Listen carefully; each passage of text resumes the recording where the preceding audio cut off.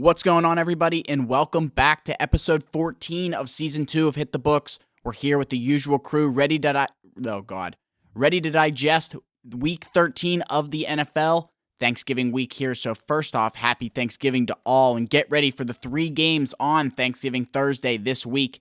We got some stats lined up from last week and trends like usual in the NFL this week, and the boys are here and ready to give you all, Jesus Christ, ready to give you their takes on all things NFL, and we've got a little dose of NHL, NBA, and more, but not without first introducing my co-host.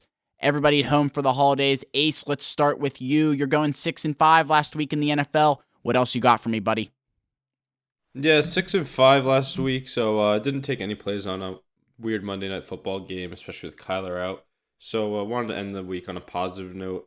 Kind of in the same situation as I was the week before. I started off with Thursday night in the early slate, really boosting my stats, and I tried to double down and use all my winnings to make a big jump. But instead, I fell flat on my face. Still stayed above 0 units at plus, so we love to see it. 6-5, that's good. I mean, my second half of the year stays strong. But definitely would like to see one of these double downs really hit with some of these bigger plays. That'd be nice to see a fat weekend of a plus 6 to 10 units. I'd definitely love to see that. But other than that, love to see my Patriots getting a big win, reclaiming their spot in the AFC, and I'm ready to watch some AFC East football and talk about it with the boys. Good stuff, dude. Mackie, you're up back home in New York. Nice to get some time off, I assume. What's going on, buddy? Yeah, not a bad week. Obviously, it's never a bad thing when you stay positive. I think I was positive like 0.4 units, so it's just a nickel and diamond at this point. But just winning one, losing one right now. So trying to get back on track. Nice. Huff, busy season for you. What's happening this week in the world of Huff? Not much with me. Tough week in the NFL. Obviously, I kind of reached on my under again. I feel like I kind of just have to take that most of these primetime games especially when I see a fucking Colt McCoy under center. Mackie, you take his under. At halftime, I think that's literally going to get obliterated. I thought that was going way over. What was he at, 175 at halftime? I was like, this dude's throwing for at least 300. Swinging, dude. He had like 100 passing yards in the first quarter. I was like, what is going on?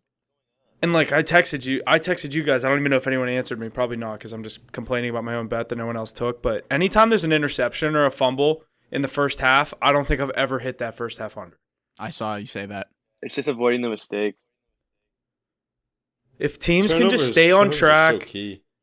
Yeah. And every time it's a turnover, they're always like on the other team's 40 or the other team's 30, and it's points immediately, But the kickers win some, you lose some. Not too bad of a week. I think I was 3-3, so I didn't take too many plays. I was at the Steeler game. Didn't take anything on that game on the card. I fucking lost big off the card. I took the under in the Steelers plus the points, so fuck me, 0-2 on that. That's why I took it off the card. Didn't really like it, so did good on the card. I had what did I have Sunday? Lions blew out the Giants. And then 4 o'clock slate I had the first half under, so I was able to hit that. But 2-0 little afternoon, but Packers and basically that first half under on Sunday or on Monday night just burnt me. Yeah, tough week, honestly, for all of us. Ace is the only real positive one. I think, Mackie, you're a little bit positive, he is. Right? Yeah, Mackie. Positive. I'll claim positive. Yeah, Mackie. Yeah, and Huff's just barely not positive, but tough week across the board. But week 12 is here, and we're ready for it. But first, let's jump into a little NHL. Who we've been eyeing up lately, guys? Some hot teams lately. The Devils, Bruins, Avs, Golden Knights, just to name a few. We're hot on the card. What do you got? Ace, you want to get us rolling? Yeah, definitely want to get rolling on some NHL just because I want to remind you guys that the Boston Bruins are the best team in the NHL. Wait, who? I said it before the season. The Boston Bruins, they win every night. I've never heard of that. We should be putting on the card every night. I don't know. Do you like that team? But you guys disagree with me. I take them puck line in money line. We know. Well, recently, and we don't add it. We don't add it. Listen. Up until last night, I've been taking them -1.5.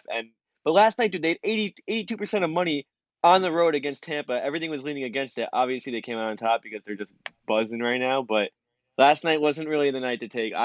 We've been taking them. I feel good taking them like 3 or 4 times. A good amount. Yeah, probably games. the most consistent out of any team, but not enough. I'd say. I've said this all year, but you ride the streak while you can before you miss it, right? No, yeah, They're 17-2, you're and the -1.5's been hammering. no, you're definitely right about that. But I wasn't comfortable last night in that play. But you're I right. like You're them as right. underdogs. What'd you say? You don't see it. You don't see them. You don't see the best team in the NHL, regardless of if it's my team or not, as an underdog on many nights. I know it's the Lightning in Tampa Bay, so it's a tough game, but You see a team that's 16-2 as an underdog, it looks a little sketchy, don't you think? yeah, but I'd ride with it. I think there's just too much credit given the Lightning, deservedly so, with that lineup and their success over the years. But besides the Bruins, a lot of other teams we've had success on. I think another consistent team you see on our card is the Vegas Golden Knights, eking out a win last night for us, but we'll take it, and we go 1-0 on the card. But you guys have anything else about the Knights last night? I actually didn't watch that game. I had the bet. Vegas they've been fucking rolling. Jack Eichel, he looks like obviously he actually wants to play hockey. It's good to see him in a situation where he wants to be there. Ace, your former head coach Bruce Cassidy has the boys rolling in Vegas.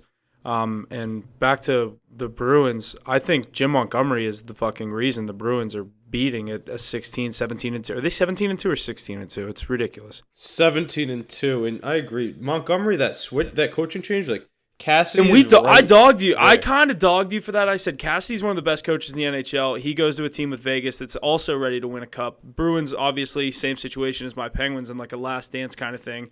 And they get a rookie coach. I was like, what are the Bruins bringing in a new head coach for? Someone that hasn't been a head coach in the NHL before this year. And this team's on a 1-year window, 2-year window. Obviously, the contracts are all with at the end of the season. But I don't know. Montgomery has been the biggest surprise to me for the Bruins. Yeah, but obviously, what's his Go face? ahead. Bruce Cassidy's doing he's doing well in Vegas too. So It's I think it's like just a win-win situation for both teams. I think they needed to part exactly. ways. That's kind of what I was getting at. It's crazy to me that I was all like, I can't believe the Bruins let him walk. And I mean, they knew something better than I did because obviously they knew they had this guy waiting in the door, ready to take his role, and best start to an NHL season ever. I mean, so kudos to that. Yeah. But Yeah, that's what I'm saying, Huff. It's really just the change of environment and the fit for a coach. Because yes, Cassidy is a great coach. I think I've said this on the pod before, but he fits better in that locker room in Vegas that needs to be like held accountable, old school, kick your ass, like hard nosed hockey. Whereas the Bruins actually have a lot of skill, and they needed to get away from the gritty coaching style of the Julians and the Cassidys. You bring in like a power play specialist that just creates offense all game. I think the emergence of Hampus Lindholm, we grabbed him in the trade deadline last year. He's a plus, like has the best plus minus of any Bruin ever, and he has never been minus in his whole career as a Bruin, which is like over like about a year now. yeah, And then with him and McAvoy back and so much talent around them, I mean, it's just a Krejci coming back. It's just a deep team. It's really the depth of this team that makes them what they are. another team that's obviously surprising is the fucking Devils. How about them? Yeah, I agree this with team's that. on a 13-game heater right now. Jack Hughes playing like an all-star. You got Jesper Bratt playing like an all-star. This whole team is just Vanacek's 9-1 in net. I mean, this team is just rolling right now. Other than like obviously the Bruins are a good team. We saw this coming. We saw them being at least a good like being at the top of the standings or at least around it. I don't think Contender. anybody. Yeah, contenders exactly. I don't think anybody saw the Devils sitting at 16 wins, 19 games into the season. I mean, I saw on ESPN yesterday. I was watching. They said Devils didn't reach 16 wins last year until February. We're sitting in the middle of November right now. So obviously this team's buzzing. They got a lot going for them, and I really don't think they're a fluke. I think this team will be top of the standings for the whole regular season at least. It might run into some trouble in the playoffs, obviously, just because it's a young, inexperienced team with not a lot of enforcers on that team. So you get banged up in the playoffs. Obviously, it's a different animal, but I think this team will definitely be atop the NHL for the 82 game regular season at least. Yeah, I agree with you. I mean, it's almost like we're saying it's about time though. They've had all those first round picks, so much talent up front. I'm still not sold on that goaltending duo. I know they're young and they're playing well, but I was not a fan of Vanacek when he was playing in Washington last year. I thought he was very leaky in his net, but he's a young goalie and team's playing hot, and maybe that change of scenery really sparked it for him. Those Russian goaltenders usually have some hot years in them. We've seen like Bobrovsky and whatnot have those in the past. What about out west? Besides the Knights, the Oilers are really doing their thing. Connor McDavid showing he's the best athlete on the planet, night in and night out. Yeah, Oilers are winning more games than I expected them to earlier in the season. It's just obviously the star power on that team, but you know how they've been able to struggle since. I mean, Paul Bissonnette said it best, and I honestly kind of agree with him. He said you take McDavid and Draisaitl off that team, and the Yotes beat him in a 7-game series, and I don't think you can convince me otherwise because you see, you look at the stat sheet every single night, and McDavid and Draisaitl are all over it every single night. So I don't know. That team just doesn't really produce much offense besides them two, and I don't know. They're winning games right now. They look like a good team, but obviously Jack Campbell's struggling in net right now. So they got Skinner starting right now. So they got something. They got some problems in net right now. So I expect them to still be in the hunt when we get down the stretch just because of McDavid. But besides that, some other teams we've really liked on the card, the Dallas Stars, we've been looking at a lot. The Winnipeg Jets, centered by Hellebuck. But one thing I really want to caution our listeners to remember is in the NHL, it's an 82-game season. It's a marathon, not a sprint. So you really have to pay attention to that scheduling of back-to-back nights. Home ice advantages home is huge in the National Hockey League. And then the goaltending matchups, as we allude to all the time, probably the most important position in the game. So if you want to make money on hockey, there's money to be made, but you really have to be doing your research, I would say. the Bruins are 11-0 at home this season. Jeez. Right at Linus Olmark, Vezda.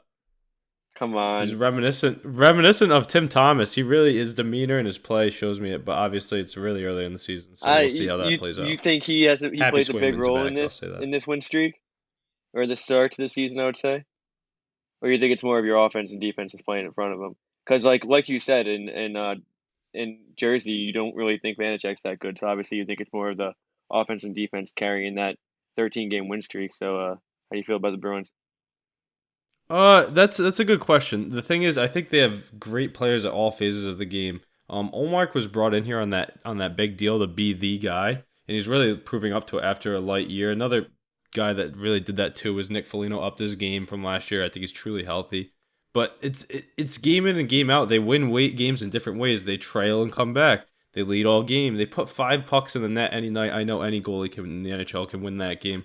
But Olmark has a few shutouts to his resume as well. And he's been doing it without his 2 and Jeremy Swayman there, so he's gotten a bulk of the work back-to-back nights and whatnot. And just the way he's playing lights out and he's playing confident hockey. He's all over the puck, smothering at the top of the crease. So it's really all aspects of the game. I think the coaching changed the culture and everybody buying into Bergeron and Krejci signing for that last deal. Like, they're bought in. This is a good team. They found that chemistry early that a lot of people takes them about 60 to 80 games to find. Yeah, the team's definitely overperforming, I would say. Other than that, Rangers don't look too good. Another- I know what are you saying? Yeah, I was gonna say that you guys are down on the Rangers right now. I'm still high on that team. I think they're the second best team in the Metropolitan Division, so I expect betting on them should start be I a little agree. bit more profitable. I definitely agree. We're definitely at the end of the day the They're- second best team in the Metropolitan Division, I think. But dude, like they're what? They're 9-6-4. They literally have more losses than wins this year. I know 4 are in OT, so it doesn't look that way, but they're just not getting the job done, dude. They're not putting the puck in the net. Their power play is literally carrying that team. And that was kind of the case last year too, but their offense was doing a little more. I mean, they beat San Jose the other night 2-1, 2 power play goals. Like, come on, you should be able to put a few more pucks in on James Reimer and San Jose Sharks. I don't know. I'm with you. I was high on this Rangers team going into this year. I still think they'll be there. Obviously, going to be one of the top teams in the Metro with you. I think Mackie, same thing. Top 2 teams. I'm not like worried about it, but like it's just No, you'll still be there. And this team, like I said, going into this year, this is one of the teams that's built for the playoffs. So they just got to get there, and it's the NHL playoffs. And once you get there, it's any team's game. we've seen it with Tampa multiple times. If you want to talk about your Penguins slacking a little, or actually they've been up back on track a little. They're picking it up since their 7-game losing streak. They're hanging around. They're hanging around. That's all this team has to do. What did I just say? You just got to get in the big dance. We'll see you in April. That's all I got to say. There's no, I mean, Oof, I'm there. not going to be like that. They're not that. They're not that good that I can know just if sit you around can and wait carry that until with, then. that Who do you believe in more, the Pittsburgh Penguins led by Sidney Crosby or the New Jersey Devils off to the hard start? Okay, I was you I was see saying this to Mackie earlier. Like, is it? I think we said the same thing. Like, are these teams peaking at the wrong time? Like, obviously the Bruins, it's more proven. Like, they have a more proven resume that they obviously have the players on the roster that have been far in the playoffs. They've done the players that have won Stanley Cups. This Devils team is so young. I think this happens with a lot of young teams, and they start hot out the gate, and then this team's going to hit a wall come like Christmas time, and it's going to go hard. And I think the Devils still may not even make the playoffs. I don't think that I think they'll make the playoffs definitely. I think this team's definitely legit. But what I would say is that say Devils go in as like the 2 seed in the Met and they have to play or the 1 seed in the Met, I guess it would have to be, and they have to run into Sidney Crosby and the Penguins. I'd take the Penguins in that series definitely in a playoff scenario. I mean, Yeah, just the tenure. I mean, they've been that there, done that. it's the experience, it's the physicality of the playoffs. The home ice advantage of the Prudential Center versus PPG. Yeah, Yeah, that right. too. It's just that just wouldn't be an ideal matchup for Jack Hughes and that team. I know it wouldn't. So, like you said, you that Penguins team gets to the playoffs. You got a lot of experience and gritty players in that team. So, I'd be definitely something to worry about. We saw with the Rangers last year, that inexperienced Rangers team. You brought us basically to well, definitely to the brinks of elimination, and finally got it together. Game 5 or yeah, game 5. So that team could be scary in the playoffs, definitely. Other than our squads and the ones we mentioned, I know you've got the Panthers, the Lightning, and the Hurricanes all hanging around, but we'll see as the season continues Underachieving, on man. how they continue to do. But they'll be there. We know those teams are good. Yeah, but they're just off to a rough start. One thing about the Panthers, real quick. Did you guys see the thing with fucking Huberdeau, Mackenzie Weegar, and who was it? Barkov in Florida, and they were like passing the puck around in warm-ups. And obviously Huberdeau plays for the Flames and Weegar plays for the Flames. They were like making a big deal about it. They were like, one last time. Like making a huge deal about it. It's like, dude, just warm up for the game. This isn't that big of a deal. They never won shit together. That's so corny. They were acting like it both was so like good at being nobodies in the middle of South Florida that got a lot of points and then fizzled out. exactly. They just got a lot of points and then got wiped in the playoffs. Yeah, you win a President's Trophy and it's fucking a brand new reunion. Tons of good stuff out of the NHL, boys. We went 4-0 last Thursday, 1-0 last night. We're continuing to pump out plays wherever we see fit every few days. Good stuff there. Let's do a similar thing in the NBA. What else we eyeing up there? Hot teams lately, the Pelicans, Cavs, Suns, Celtics, Bucks. Who else you thinking? Mackie, you want to get us going on that? Yeah, NBA's always a little like streaky like that. Obviously, you got your powerhouses, the Bucks, Celtics run on a 9-game winning streak, I think, that just ended last night. Some surprising teams though. You got like the Jazz, that team looked like they were in rebuild mode. You got players like Colin Sexton, Jordan Clarkson, Lauri Markkanen stepping up and playing good basketball. Jazz, if I'm not wrong, I'm pretty sure they're the 1 seed in the West right now. They are. Yeah, so you got teams like that overperforming. Mavs look good, Luka looks good, Steph's having a career year. The Warriors just aren't winning games right now. Yeah, basically, yeah. NBA, I don't really like NBA regular season. Kawhi played his first game in like a month and a half last night. So, that I really like that Clippers team fully healthy, but Kawhi's a big question mark every single night with that team. So, Nate, you got Yeah, you're something to not say wrong. about that? I like to bet. I was just gonna mention some of the teams that I've been finding profitable and who we've been liking on our card a lot. You just said it with the Clippers. That's a team out west that's pretty consistent over the last few years. And the Golden State Warriors, yeah, they've been banged up. I know last night they had Curry, Thompson, and Green all out of the lineup, but they're still hanging around at 8 and 10, so they're right there. It's still too early in the season to get a tell. I think Another one. I think they're 0-9 on the road this year. Let's see. I got that up right now. They're 7-1 at home and they're 1-9 on the road. 1-9. They must have won last night on the road, did they? No, they beat Houston, I think, actually, like a few nights ago. Yeah, but other than that, the teams I really look at, like I said, the Clippers. We really like the Celtics and the Bucks, and I look at the Sixers to start turning it up a little bit too. So, and you have the Brooklyn Nets. Kyrie Irving's back in the mix. It's another thing you can't forget. And Simmons is playing good basketball. Those are three of the best players in the league all on one team. So it's all a little bit before time to put things together, but Our card, Jesse, what did you say we're sitting at with a record here? 5-1 in the NBA. Yeah, the Hawks are another one I'd like to mention. They're a one loss, just missed with an overtime win. I think we had a -5. They ended up winning by 3, Huff, right? 2. The Hawks, that's our only loss on the NBA card this year, -5, and they won in overtime by 3 points. 2. Yeah, 2, but you're pretty spot on. Yeah, so yeah, but a good start seeing in the the right NBA, stuff. though. We're killing it Yeah. there. I mean, obviously a 5-0 start, you're never going to complain about that, but and like you said, that Hawks game, we'll take it. We were looking for some action, and I know we didn't get it in. Mackie, how are the Grizzlies doing? I'm curious. Last I checked, they're up like 5. We could have got them at -115 money line. That was obviously before Ja was announced playing, and at tip off they were already at -4.5, like -170 money line. So we missed our opportunity on that, but they're looking I good. didn't know Ja was in. Creighton's up 8 right now. That looks good right now. So we got a few plays out right now. What was I going to say? One thing that Mackie and I were going back and forth about, another thing for our listeners, like at the end of that NHL segment, really checking lineups is a big thing. We were thinking about taking the Nuggets tonight, and we realized that Jokic was a game time decision. So you have to do a little bit more research into that and see really what's going on. And he's ended up probably not going to play. And if he's playing, he's on a minute restriction. So that's something we definitely stay away from. So definitely be checking out those lineups in these long season leagues. Especially the NBA. I mean, NHL they don't really sit out as often. Most players playing at least an 80-game season, but NBA you sit out if your toe hurts or you wake up with a cough or something. So Spoken like a true hockey player there, Mackie. oh, it's true, man. These people be That's taking so off for true. nothing. I mean, LeBron James, every single game. Granted, he's 36 years old. I understand. Every single game time decision. Like, dude, are you gonna play or not? Like, Did you guys see that stat about the Lakers' record without LeBron James in the lineup? I know Huff definitely saw it. He's is a it big good? LeBron guy. No, they're well, yeah, that's what I'm saying. They're way better without LeBron in the I was lineup this gonna year. say, yeah. That's Come on. interesting to see. There's There's no need for some LeBron slander.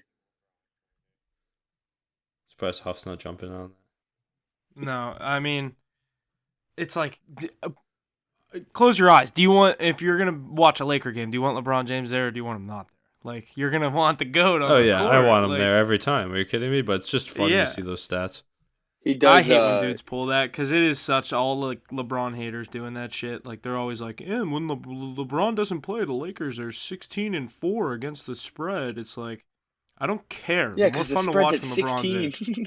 in. Yeah, like Nah, but dude, honestly, watching the Lakers this year, LeBron does not look good. He's turning the ball over and just taking stupid shots. But he's the GOAT, so he can do whatever the fuck he wants, in my opinion. he just wants to get to the playoffs. Same thing. Like that team's not that good. They're not getting to the playoffs, dude. The problem is they didn't build around him. I mean, I'd be so mad if I was him in that front office. Who do you have, He Lonnie? should request a trade. They I'd got be like, Lonnie fuck this. Walker and Pat Bev. That's who they picked up. Like, really, bro? That's not winning a championship. Anthony Davis has been balling though. I found the stat. So this season, it's not even that good. They're 2-2 without James compared to 2-8 with him. So Yeah, technically, they it's have just no a better. They have just a just as many stupid wins bet. in half the amount of games. Yeah, it's a strange stat, but it's definitely something funny to look at. Yeah, but obviously 5-1 in the NBA. That's gonna be something you want to keep looking at for our social medias and stuff like that. So, I don't know if there's anything else you guys want to talk about in the NBA. Know you were talking about that for a minute while I stepped away, but Yeah, that's it for the NBA. I think we're also getting hot in college basketball. 2-1-1. Mac, you got anything about that? 3-1-1. 3-1-1. Don't be selling Sorry, us short there, 3-1-1. Jesse. I apologize. Yeah, we started slow in college basketball. Not like slow record-wise, but we just didn't release a lot of picks early because, it's nice to feel out. These are 18-year-olds betting on, so it's nice to feel out some teams before you start throwing money on them.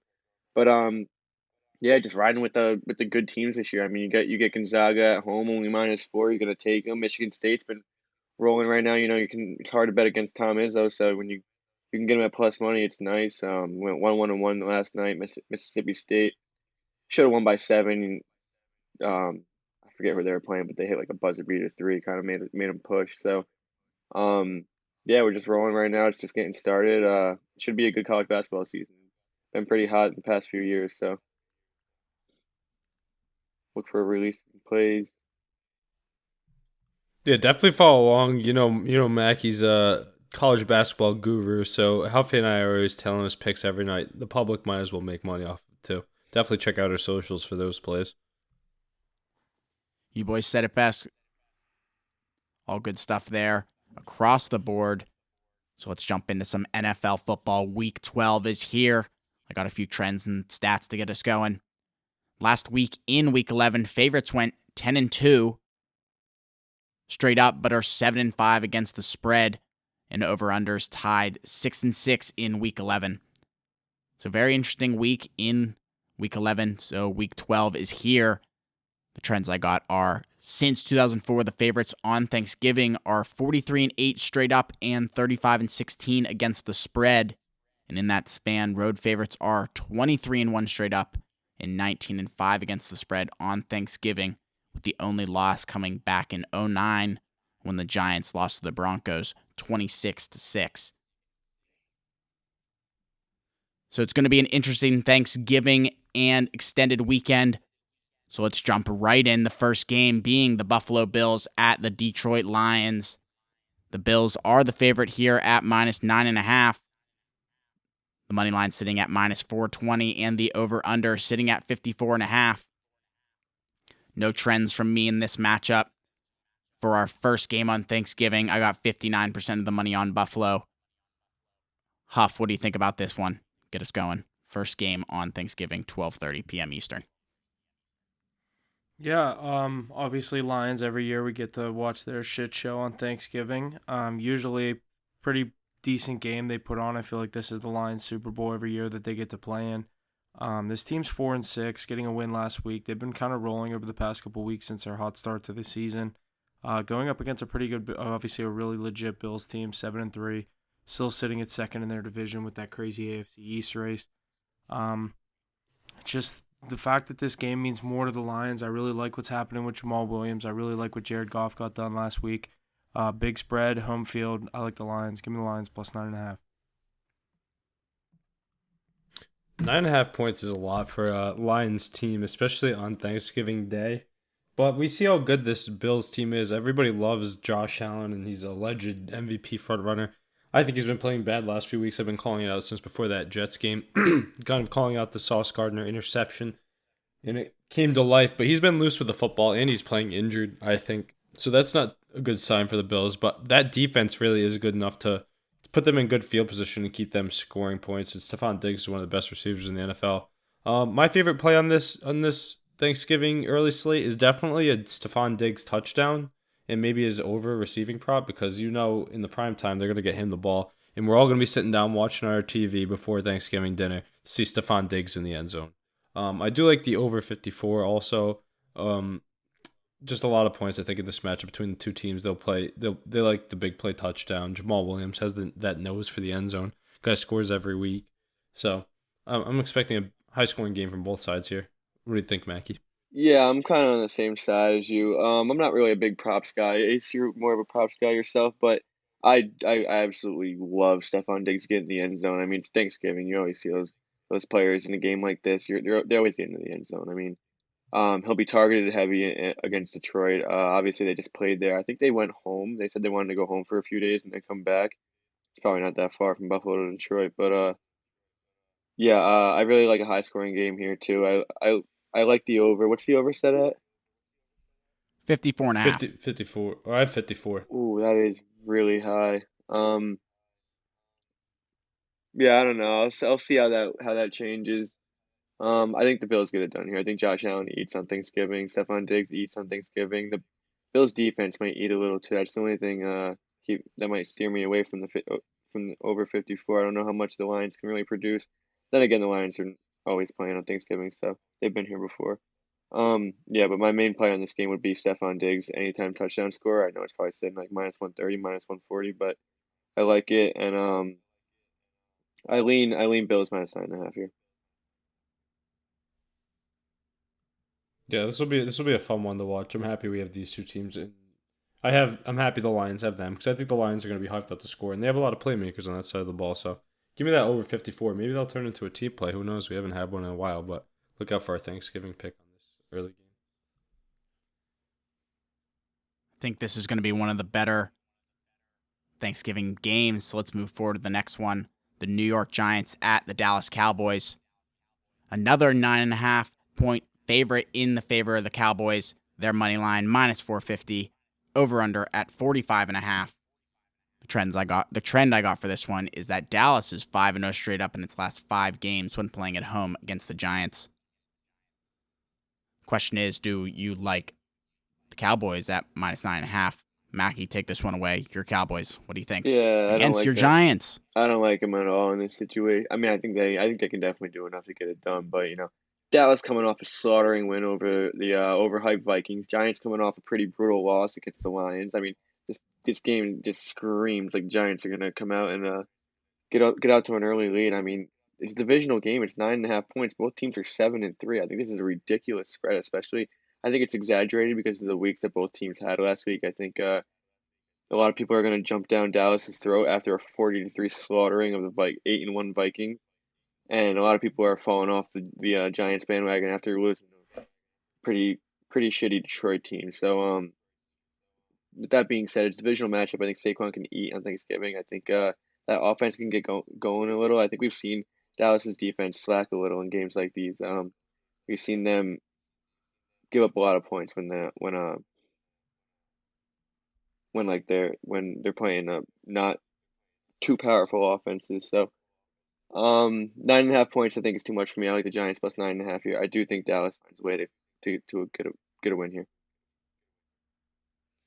I really do like Dallas in this spot. One of my favorite players on that team too is Tony Pollard, playing the best football of his young career, and we really saw it last week through the air and on the ground. I think he's kind of taking over that lead bulk of the work from Ezekiel Elliott, who's still in the mix too, but I think Zeke will get in the end zone Thanksgiving. Doesn't do it every year, and he jumps in the Salvation Army bin.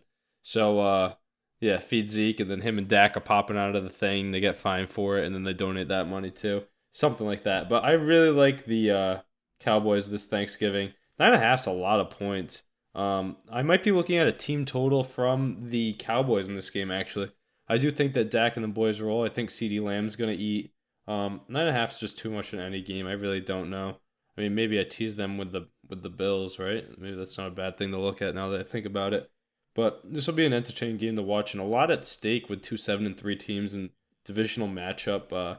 Saquon Barkley is going to have a good game, so a lot of stars on the field here. This will be a fun one to watch in the middle of the day on Thanksgiving. Yeah, too many points. Huff, are you leaning anyone? I know you like giving points but I know I usually do, and I like the Cowboys in this spot at home. I think Danny Dimes, Vanilla Vic is going to struggle in this one against the Cowboys defense. It's basically a primetime game, a 4:30 game on Thanksgiving. I like the Cowboys here. I know. Yeah, I know. I usually say give the points in a divisional game. I really like the Cowboys in this spot. I think their offense is rolling. I think they're trying to make a campaign for Odell Beckham Jr.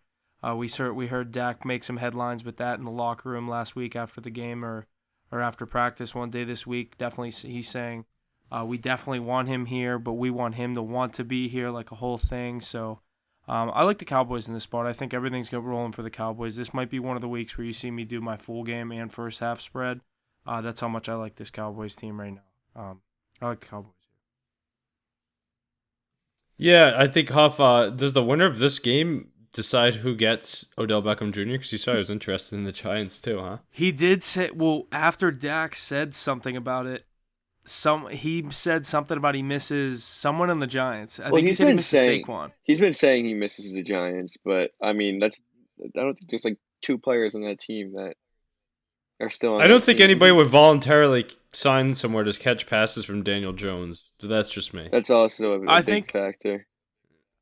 I think if Odell went there, they would try to use him like a old Deebo Samuel. The problem is that if he went to the Giants, he'd need to be old Odell, and he's not old Odell. If he goes to the Cowboys, he can be who Julio Jones is in Tampa, or just like an old Except receiver. Way better. What? No, if he goes to the Dallas Cowboys, he'll be the Odell Beckham Jr. that he was in the Los Angeles Rams. Okay, yeah, exactly. That Which too. is who won a Super Bowl. But he wouldn't be able to play that role in New York. He needs. If he goes to New York, you have to be the main guy there right now. Yeah. he can go to Dallas and be who he already is, like whatever year he's in. He doesn't have to be, the number one receiver. Obviously, you said you have CeeDee Lamb, You're a Tony check down. Gallup. You're a check down It's receiver. crazy to me how Dak Prescott really disfavored Michael Gallup this year. I wonder if he's still hurt because I feel like he's even behind Noah Brown on the depth chart. Well, the thing with Noah Brown was him and Cooper Rush had like a little thing going. They played college together or something. Remember? I was off carding a lot of that Noah Brown dude. Anytime touchdown, he was like plus 400. Like Yeah. first, well after I realized how free it was, the second time it happened when he just throws the ball to him, literally every play. It was like him and that Noah Brown dude at the beginning of this. Cooper Rush and Noah Brown were like last year when Derek Carr literally would only look at Darren Waller. Like the only dude on the field he looked at was Darren Waller. Dak's like that with Dalton literally Schultz a lot too. Anytime he has nowhere to throw the ball, he just finds Dalton Schultz and just throw it at him no matter what. Yeah, that's a lot of quarterbacks with their tight ends though. Like, I mean, if you have a good tight end, it's a good dude. Dalton Schultz is not a top 7 or 8 tight end, I don't think. No. There's no good tight ends anymore, so he could be. Yeah, you're right. But you still got. I could definitely A bunch name of guys 5. who are injured. I could definitely name 5 better than him right now. You can't say Waller or Pitts. They're both hurt. I won't say Waller or Pitts. I wouldn't say Pitts either. Or Come on, Higbee. you know me. Or Higbee. Waller, Okay, Pitts, Higbee. okay, they're all hurt. ready. Kelsey, Kittle, Goddard, Mark Andrews. Mark Andrews count, he's back. Yeah. And Oh, yeah. dude, I'd even say Freiermuth is Hawkinson. better. Actually, no, I'd say he's better than Freiermuth. I like Zach Ertz, too. Hawkinson. Hawkinson. He just tore his ACL. Hawkinson, yeah. Did he actually? Ertz tore his ACL? With the Vikings? Zach Ertz out for the year. Oh, Zach Ertz. Yeah. I thought you said Hawkinson. He was playing well, too. I like Njoku, too. He's a little banged up. Him and Higbee are a little bit better than Schultz, I guess. There's about like I think like after the top 3 when you're looking at. Schultz is consistent, though. I'd take Freiermuth over Schultz. I was just saying that I feel like they're very comparable, honestly. I think Freiermuth's Freiermuth younger, has so though. much potential. If Pickett Yeah, works he's out, I young. think Freiermuth is so good. Where's he from? They use him a lot, too. Is he from Penn State? Yeah, he's Penn State Penn guy. State. Dude, what the? I swear to God, Pittsburgh. Why do they only loves draft? Pennsylvania Oh, players, yeah. dude? I swear Yeah, to they God. Dude, it's so stupid. I think it's the dumbest shit ever. It is weird. But like, if it's the right guy, it's the right guy. But like, Pickett was like, come on. Pickett's not bad. No, I agree. But like, It's was like we were it saying was- the other day. The thing with Pickett, it's crazy to think too. Like he's a good prospect because all of the young quarterbacks nowadays suck. yeah, This is the worst quarterbacking we've seen in our lifetime. looking at Malik Willis and like, obviously we haven't seen Desmond Ridder yet, but like looking at Malik Willis, I'm like, all right, we have a terrible offensive line. The Titans is not bad. They're without Taylor Lewan right now. He tore his ACL at the beginning of the year, so they're a little banged up. But I mean, I'll take my chance with Pickett. I wanted Malik Willis. That's just because I'm not the biggest Pitt fan, obviously being a West Virginia alum. But I once they made him, obviously, or once they picked him, obviously he was my guy. So I'm gonna back him probably until he's not a Steeler, until he hopefully retires a Steeler Hall of Famer and wins me 2 more Super Bowls. But we'll see. No way he wins 2 Super Bowls. He can only hold one with 2 hands. So Yeah, he would have to set one down. Fair assessment. He could wear. He could. Do you think they make rings that small? no, Custom. I don't think they Custom. make rings for coming in last in your division, Huff. No, Wait, who are we talking about? Pickett. No, but I don't know how we spun off that to from Freiermuth, but yeah, I obviously think Freiermuth, out of like young tight ends, I mean, my Freiermuth case over Pitts is looking pretty strong here, dude. Anybody over Pitts? Can't is wait until strong right Pitts. I now. can't wait until Pitts gets the hell out of Atlanta. He's got another year for that contract. Yeah, probably one more. Maybe he gets traded. Dude, they'd get so much for him, but they just fucked themselves. Now he tore his ACL. No one wants him. What are you Now gonna you do? gotta wait. Now you gotta wait a full year. He's not even gonna be back for the start of next That's year. a dumpster fire. That team doesn't even know how to lose. It's crazy. Like they easily could have had a top 5 pick this year. Yeah, instead they won. They on could the also division still in be a week 6. playoff team. Yeah, I know. It's like, but they're not going to be. Even they know it. Yeah. I think everyone knows Tampa's coming out of that division. I wouldn't be surprised if Sam Darnold leads Carolina to finish ahead of Atlanta, and Atlanta finishes in last in that division. I don't know. Panthers have a good matchup this week. Let's get into this Thanksgiving night game. Yeah, let's jump into this 8 o'clock matchup here Thursday night on Thanksgiving. The New England Patriots at the Minnesota Vikings. The Vikings are the favorite here at minus 2.5 points. Their money line sitting at minus 136, and the over-under sitting at 42.5. I got 77% of the money on Minnesota.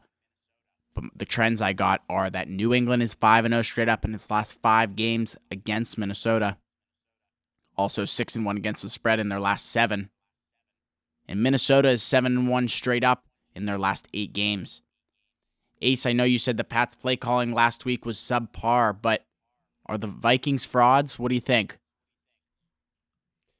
I think that this is going to be a great matchup, and I'm actually kind of disappointed that the odds makers got the lines a lot more closer than they should have been. I was hoping that the 8-2 Minnesota Vikings at home were going to come in at like 5.5 at least, so that way I could get a good juicy money line on the Patriots. But now it's really making it a toss up for everybody who's betting. But one thing I said last week when watching the Vikings get slaughtered by the Cowboys, I was like, wow, Kirk Cousins is going to look just like this next week because the Patriots front seven is built very similarly to that Dallas Cowboys front seven. And he's going to be running for his life against Matthew Judon and Dietrich Weiss. It could be a game where you take a Judon sack. I know it's probably nuts. Maybe take a pair of them. But, yeah, it's going to be crazy. I'd feel the under in the prime time there. Definitely is one of my better plays. I know the Patriots are going to play it close to the vest. You get baby Kirk Cousins against real Kirk Cousins. So it's going to be a fun one. I think the two defenses will have a good game, but the Patriots will find ways to stifle them like the Cowboys did and end up on top through good field position and good defensive play calling. Yeah, I'm right there with you. I really like the Patriots in this spot. I'd like +3. I was kind of when you were saying the odds makers got this pretty spot on from obviously the records. If you told me these records, I'd say Patriots +5, 4.5 maybe. But I mean, with the Vikings, what they did last week, I think a lot of people are kind of backing off on them. Like Jesse said, are they contenders? Are they frauds? A lot of people are kind of starting to question that. And I don't know. This Vikings team, is Kirk Cousins going to be that bad 2 weeks in a row? That's the only thing that's kind of killing me. Could he do that 2 weeks in a row? Is this primetime Kirk? Yeah, yes, definitely. This is primetime Kirk. Oh, okay. This is good. 8 p.m. That's why I'm leaning Patriots. I like the points. I'll take the Patriots +3. I'm sure I'll be able to find a half point somewhere. If not, I might buy it. But I'm with you. I like the under. This might be my first 2 unit on the first half under. Yeah, I'm definitely. I don't really have a play on the spread or anything. I definitely see what you guys are saying with the Patriots. Just I don't know.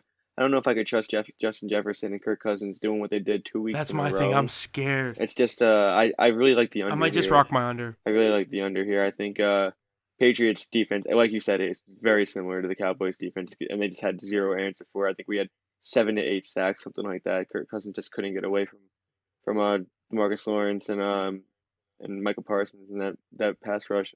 But I really like the under here. I think Patriots offense never really gets anything going, so we don't have to really worry about them. But I think that their defense will be able to contain Kirk Cousins and Justin Jefferson at least enough to the point where this game won't really be in jeopardy of going over. It's so tough to bet on the Patriots, though. I feel you guys' pain because I'm a fan and I do it every game like I'm supposed to off the card.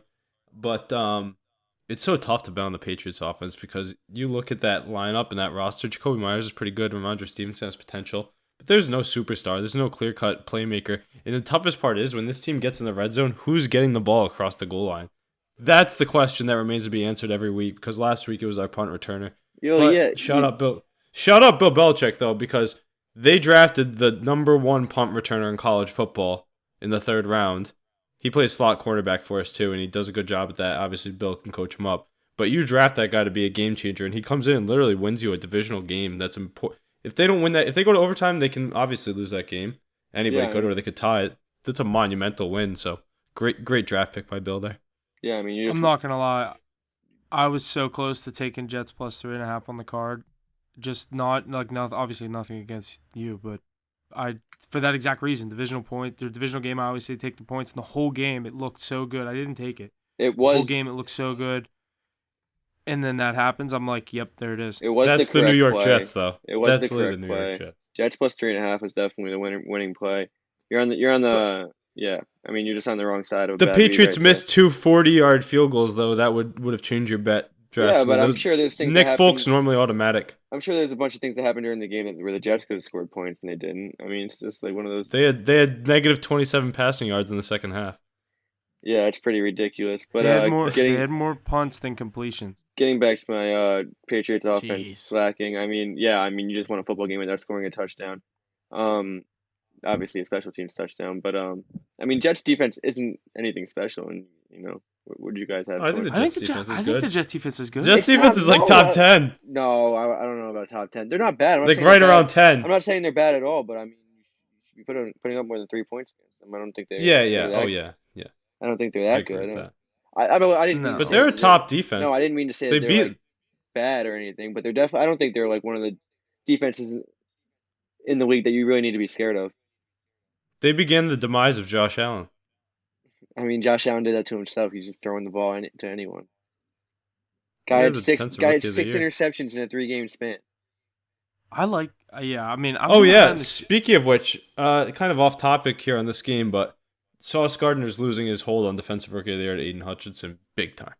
He was a huge part to that Jets defense being so good in the beginning of the season was how good Sauce Gardner was going to be locking up these top receivers, and he did it in the beginning of the season, and now he's kind of getting exposed. So like I said, Remember- I mean, I just don't think that they're a top 5 defense or one that you would really be like, shit, got to play the Jets defense this week. You know what I mean? Yeah, Remember that's why it's Sauce so tough Gardner to wearing bet the- on the Pats. Remember Sauce Gardner wearing the cheese head in green in Lambeau, running He's- around. He was gonna be the defensive rookie. gives of the me, year. Yeah. He gives me the same Aiden vibes Hutchinson's as good. George Pickens. We'll talk about that. Him and George Pickens. Oh, yeah. we forgot to I talk mean- about that. Let's talk about it now. Aiden Hutchinson, that game already passed on Thanksgiving though. Watch out for him to be a difference maker. He has the same amount. I don't know. I saw some crazy stat the other day about Aiden Hutchinson, about his tackles and interceptions and sacks and whatnot. He's Ace, were you trying- watching that Giants Lions game? Yeah, I saw the pick. He was an animal. Yeah. He is an animal, though. He's always been an animal. Is he coming off an injury? Off-season injury, maybe. Oh, it's just the way you said it. It made it seem like he was like coming back. No, he started off slow though. Oh, okay. I think a lot underwhelming at first, and he's been popping off, and he's been a game changer last few He weeks. is good though. Out of Michigan, he's a beast. What was he, 4th overall or something like that? Second. Was he second? Second. Yeah. Trayvon Walker, Aiden Hutchinson. Yeah, you're right. Sauce was 4. Who went 3? Offense. It was like the Texans. What Was team like was an it? offensive lineman. Derek Stingley, Texans. Yeah. LSU, cornerback. He's good though. I like him. I like him too. I like all of the guys in that early draft class. I like defense. You can't really miss on defense. You can miss on offense early. Yeah. Safe play to go there. But these Thanksgiving games are going to be great. I'm looking forward to all of them. It's awesome to see a great slate. Giants being relevant, Cowboys and Lions fun to watch. Bills, Patriots, both big market teams, and the Vikings are the Vikings. So it'll be fun to watch. I think the Patriots reign supreme on primetime Kirk to end the night though. If primetime Kirk Cousins wasn't such a narrative, this would. I mean, Ace, I know you're a Patriots fan. Mackie, we would be sitting here saying this is the biggest get-right game in the world. For I the don't think it would be a 2.5-point line if this is Sunday at 1:00 either, though. Yeah.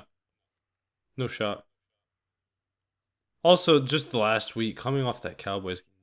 But they're I mean, it makes so this matchup. incompetent the whole game. We're definitely getting the best possible outcome of this matchup, though. I think. And we want to talk. You guys want to say stars are getting in the end zone on Thanksgiving? You're telling me Justin we're not going to Jefferson. see a Justin Jefferson gritty? Nope, I can't say that. We're not going to see that. But if I were you guys, I might say that. Man. I also can't say that. I think Zeke gets in the end zone. Yeah, I'd say Z. And my favorite touchdown scores for Thanksgiving, let's see, off the top of my head, I like Stephon Diggs, Jamal Williams, Ezekiel Elliott. Do you like Saquon? I don't. Jamal Williams coming off 3 touchdowns. Yeah, he scores every week. Yeah, he's a dog. I got him in one of my fantasy leagues. But yeah, no, Diggs and Elliott are my favorites. I don't want to say Barkley. That Cowboys defense scares me. I think they'll score Same with points. the though. Patriots. They're going to score. Patriots they're gonna score defense. You think though? You guys shut down a much better offense last week. Dude, that was Two good we odds you could probably get. I like Dalton Schultz for the Cowboys. I don't know what the odds are on that. I feel like he always scores against against the Giants. yeah, it's a good And pick. another deep value one. I don't know what you could get on is maybe Thielen for the Vikings. What about Josh Allen? Go run one in. That'd probably be pretty good. That could be an interesting one. I just don't trust it. I mean, there's not many situations. You just got to bank on like one or two situations happening. He runs a no. He runs a lot. He sneaks it. That's the thing. Yeah, Josh but Allen. his head. you get a 3rd and goal from the 4-yard line. He's probably throwing a little slant to Stephon Diggs. But he also goes to Singletary a lot now. They're trusting Singletary. Yeah. He's made a lot of strides over the past couple of weeks. As the Bills have struggled, and Josh Allen Which is struggled, weird, Singletary has really come on. They drafted James Cook to be that guy, but James Cook isn't him. They also who'd they just sign? They signed someone that's Naheem not that Hines. good. No, Yeah. Naheem Hines. Yeah, why'd you sign Naheem Hines? You're just going to use Singletary more now than you did before. Well, Hines, they've been trying to get Hines going. If you guys have watched, and he's been doing nothing. Huff, what'd you say? I said I feel like Hines is more the receiving back.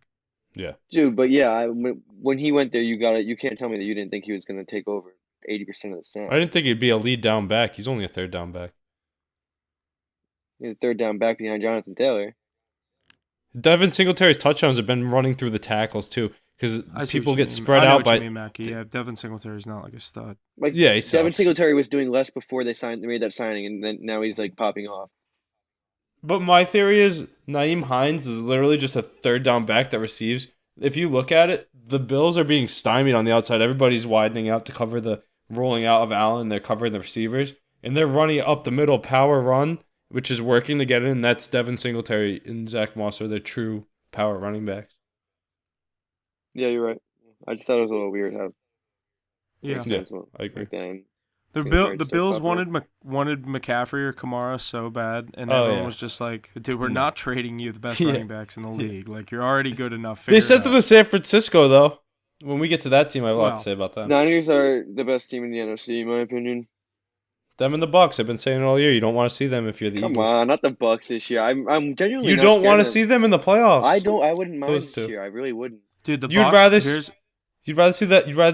I'd rather see the Giants, the Cowboys, the Eagles, or the Vikings I wouldn't rather than see the Bucks Eagles. and the Niners. I wouldn't want to rather see the Eagles. The NFC really isn't that strong this year. The playoff teams are very shaky. You know what I think is going to be hilarious when it happens?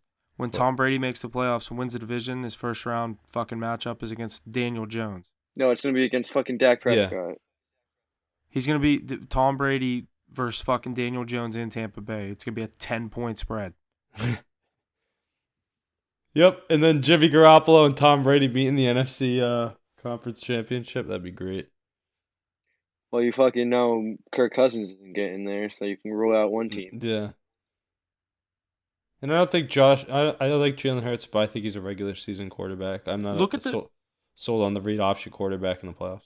It's crazy. Like I know like we love to say, like everyone loves to say the quarterbacks head to head, like names, like act like they're on the field together, like going head to head. But like think of the quarterbacks that Brady would have to go up against in the NFC this year in the playoffs. Daniel Jones, Kirk Cousins, Jalen Hurts, like Jimmy Garoppolo, Geno Smith. Like Yeah, Jalen Hurts and Dak are really the only two that. Dak, yeah, I forgot Dak.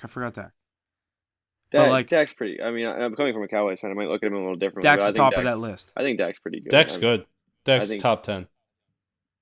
Yeah, I'd say like top 8.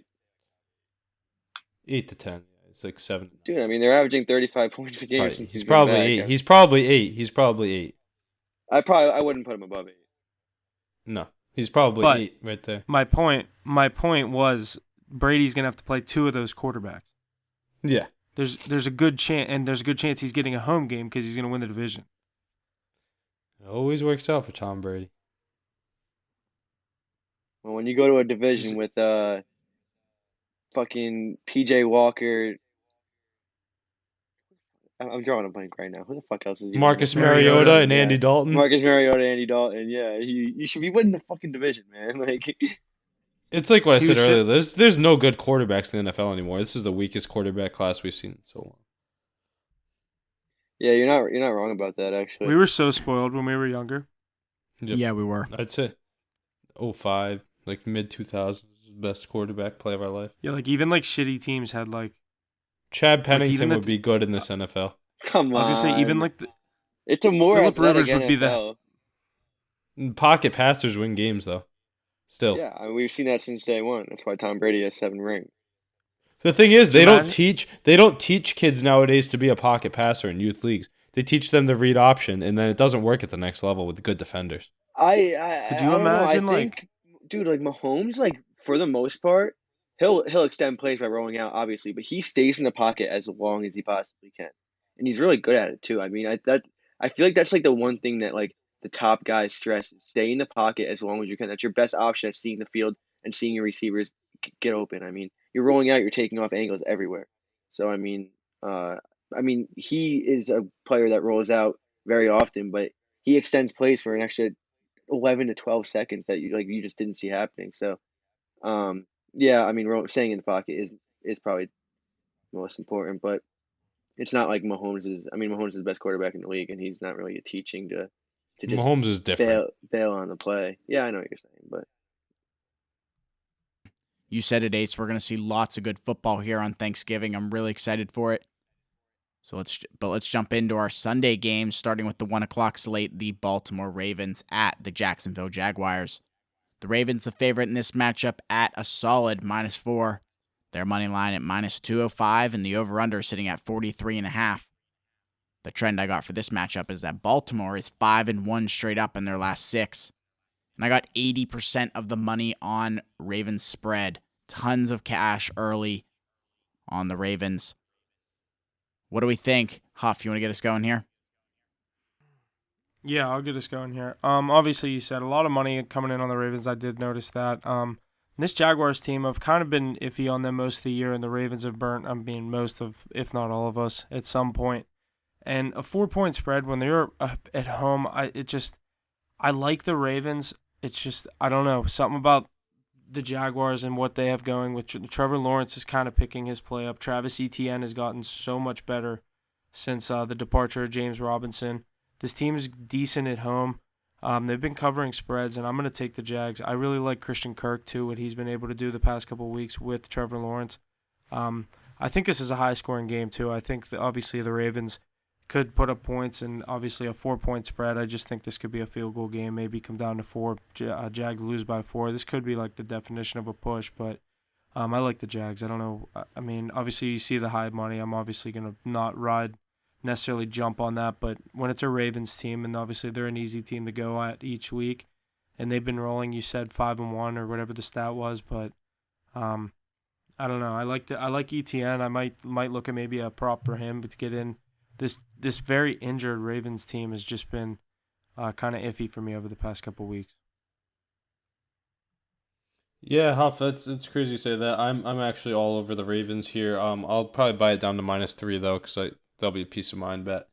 Obviously not as great of odds, but that could be a 2-unit play for me. After getting stymied last week against the Panthers and pulling out a gutsy win at home, I think they find a lot more space to open up the defense here down in Jacksonville.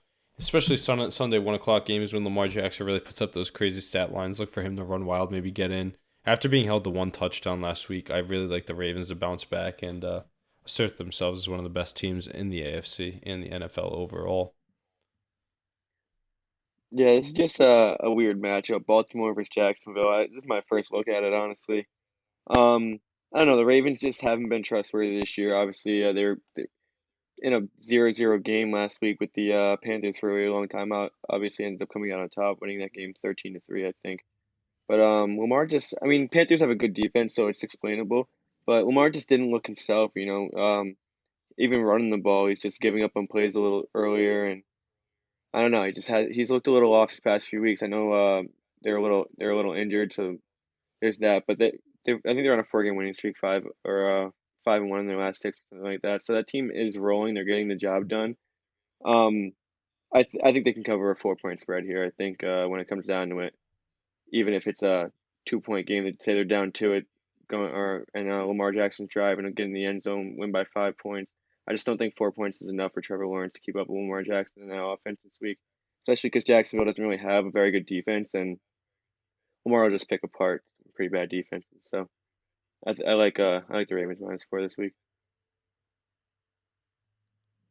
Good stuff in that 1 o'clock matchup, boys. The next one up is the Denver Broncos at the Carolina Panthers.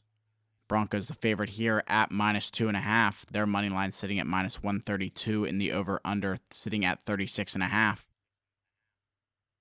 Hard to watch the Panthers last week, only scoring 3 points in their game. Ravens only getting 13. Overall, a tough game to watch. Good call for the underbetters in that matchup.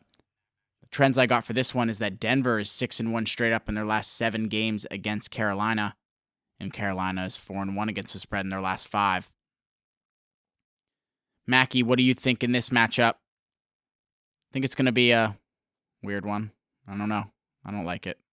Yeah, I mean it's just it's Denver, Carolina, just to be sure, right? This is Denver, Carolina, just to be sure, right? Okay. Um, yeah, it's just two teams that have just been playing some pretty awful football. Obviously, Baker Mayfield got the start last week for the Panthers, and they put up 3 points. So, they can't really find an answer at the quarterback position for that team right now. And Broncos coming off a tough loss in overtime to Devontae Adams, and the Raiders. Devontae Adams had a pretty big game. It's just both teams can't find a way to win a football game right now. Russell Wilson looks awful. Hasn't been able to figure it out since he got into Denver. Team sitting at 3-7. Panthers sitting at 3-7. I think 3-8. So, it's just two really bad football teams. Just a game where I'd like to take the under. I mean, neither offenses can get it done. Panthers have a pretty good defense, I guess. Broncos are a pretty good defense as well. You got Pat Surtain back there and everything. So, yeah, a game that I really like the under, and I don't really have a play on the -2.5. I think it's a pretty shitty football game if you ask me. Yeah, definitely a game I would like to stay away from, and not too much to speak on about these teams. Very underwhelming. Strong defenses, yet can't figure out how to put points on the board. Donta Foreman really the only strong point of the Carolina Panthers, and then on the Denver Broncos side, they just most recently cut Melvin Gordon, so they don't really know what's going on. If anything, I'd play the under here with two offenses that don't know how to put points on the board and two coaches that make bizarre coaching decisions. Definitely a stay away game under if anything you're looking here. Huff, I don't know if you like anything. I just liked your logic behind the two coaches that just make bad decisions. Yeah, obviously last week I looked at the first half under with the Broncos, and the under with the Broncos has just been the play week in and week out. That's something I'm looking at this week. I might do the first half and the full game on this one, but I'll go with my boy again. Give me Russ. They don't deserve to be Gross. 2.5 point gross. favorite. How do you keep They're bad, taking, dude. Yeah. I don't. I just keep taking it because he's my boy. How do you keep But- even saying Broncos? Yeah. You gotta be How is he disgusted. still your boy? Yeah. It's just brutal week in, week Yeah, out. Oh no, I've totally switched. I've just It's taken Sam it Darnold's like home last week. debut. Yeah, exactly. Is that I a think good Sam thing you're Darnold's saying? better than Russell Wilson. I don't know. Yeah. I don't think so, but they could be. He could be. It's not that hard. Dude, why not? No, I think I don't think that's I don't, why I like the. I don't think there's many quarterbacks Russell Wilson's better than right now. So I think both defenses have a day for sure. Yeah, and that's the thing. The Broncos' defense is still very good, even with the departure of Bradley Chubb. So, I like the under here for first half, probably full game too. So, that'll be the one thing I'm looking at in this one. Yeah, not much more to say other than I hope we see 3 quarterbacks in one game by the Carolina Panthers. what are the odds on that? That'd be hilarious.